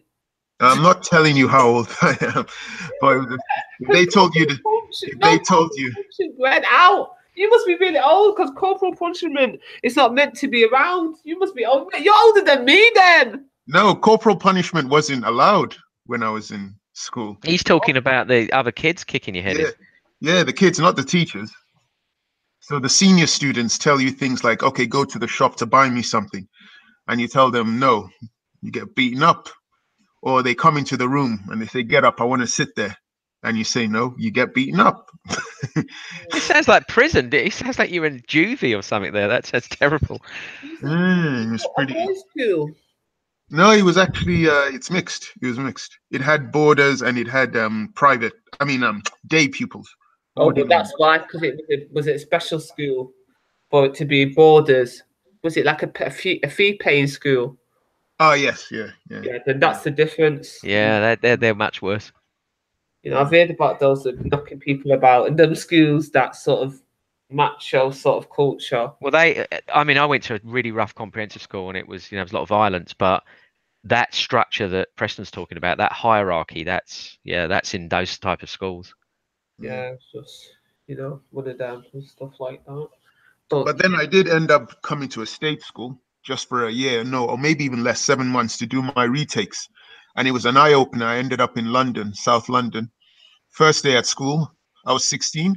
I saw a pregnant girl. She must have been about 14. I was like, what the with a big stomach. I got used to it though in that part of South London, seeing a lot of young pregnant girls walking around. I wasn't used to it because of my background in Nigeria and the part of England where I went to my other school. You didn't see that, but coming to South London and living in South London, I saw that. That shocked me, but it got used to it. yeah. I don't think it was normal. Well, it was normal, sort of normal. It's always like 16, they were already pregnant, sort of thing. Yeah, or 15, 14, yep. Yeah, those girls were never gonna. None of them that did that. Except, no, none of them actually. That's actually statutory rape, isn't it? Because if it's below the age of consent, that's rape. That's statutory rape. Yeah, but they don't punish the kids when they do it, though. No, because normally some of these guys are. Well, they do now, don't they? They go on the sex offenders register. So what if a 15-year-old boy has sex with a 14 or 13-year-old girl? Yeah, I don't. Betty, do you know the rules? I'm not sure exactly what the rules are, but they're. I think if they're under 16, they're not gonna be able to do anything because he's under the age. Right. You know what I mean? He's close to their age. Is it about the proximity to age, or is it just being underage? I think it's both. Yeah. Like because like almost like a Romeo and Juliet law. Because a 16-year-old boy used to be the case. I think a 16-year-old boy with a 15-year-old girl, he could end up on the sex offenders register, right?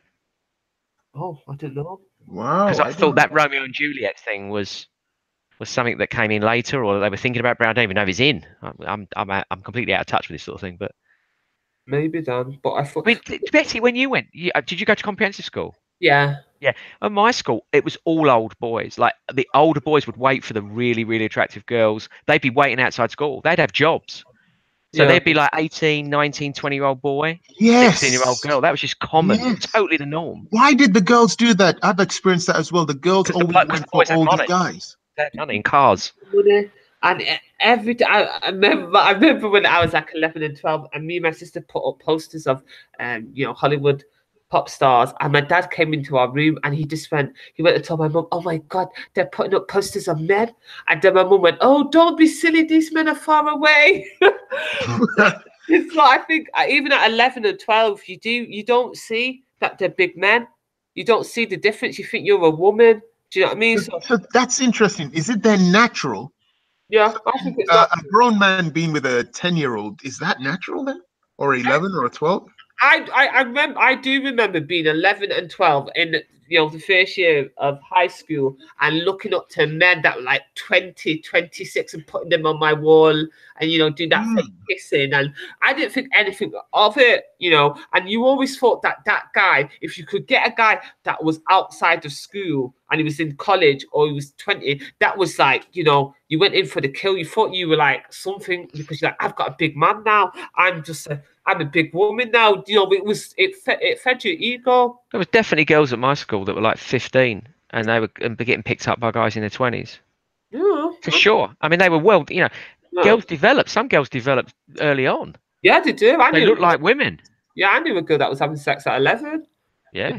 And they went through the whole school. Like first year, she was sleeping with someone. Like, wow, she's sleeping with someone, but she was a pretty Jamaican girl. So everybody wanted her. And she was prepared to go there, but she was never going to. She never ended up being the type of girl that went to work. She just got. But strictly speaking, it's illegal, right? I mean, it's totally illegal. Yeah, but she didn't care about the legal, because when you're pretty, you don't. She wasn't thinking like that.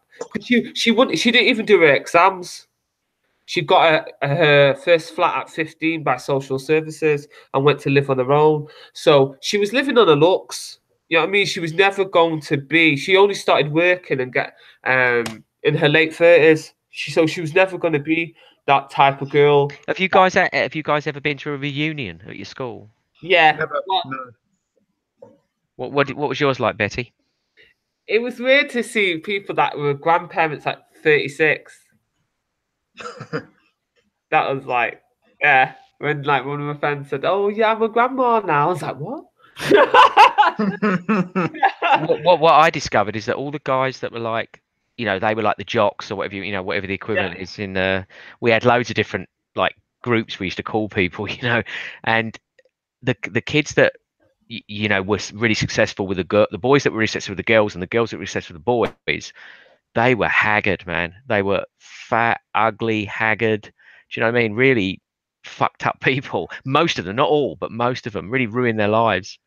You know, Yeah. and some of the kids that were just really weedy kids, they were like super good looking dudes. You know what I mean? Like a super good looking dude. And the girls would be like, in my class, I was talking to the girls in my class, and they're going, "Who's that guy over there?" And it turned out he was like one of the weediest kids in the school. You know, and he was like super rich and super successful.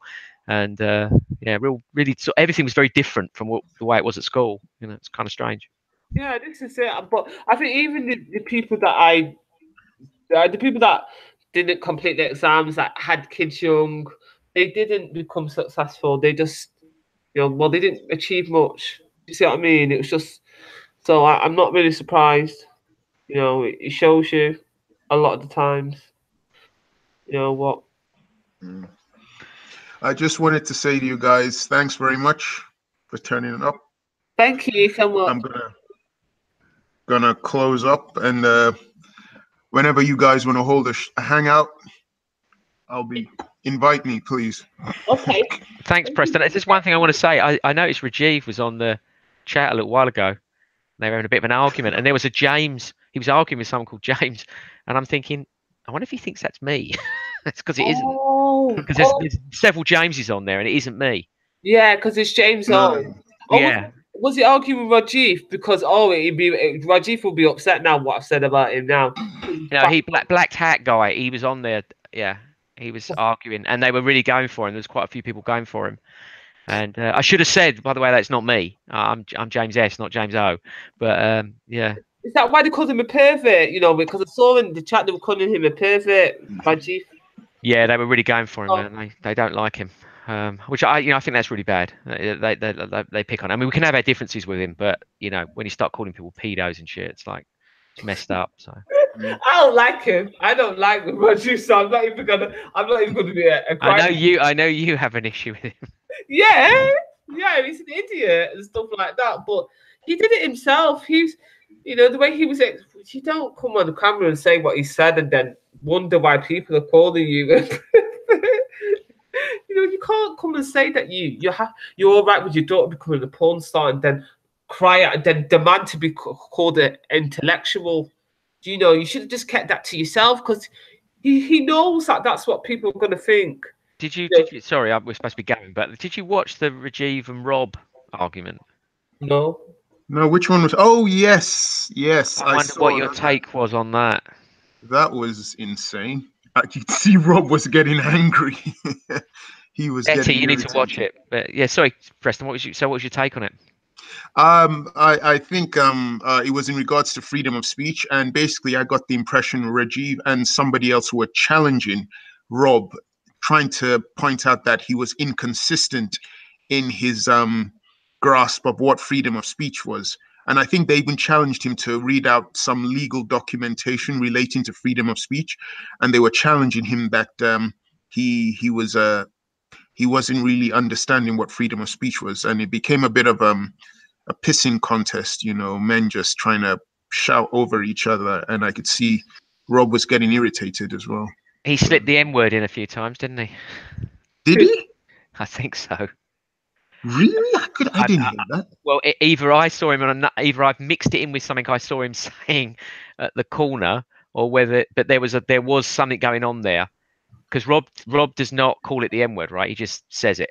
So he will just say it. But maybe I'm mixing up two conversations, but No, you probably are. I probably I missed think that he's part. challenging them by doing that. I think he's deliberately doing it to get them to to wind them up. But like you said, I think he was getting wound up as well. He had Rajiv was demanding that he present evidence, wasn't he, of this freedom Yeah. of speech.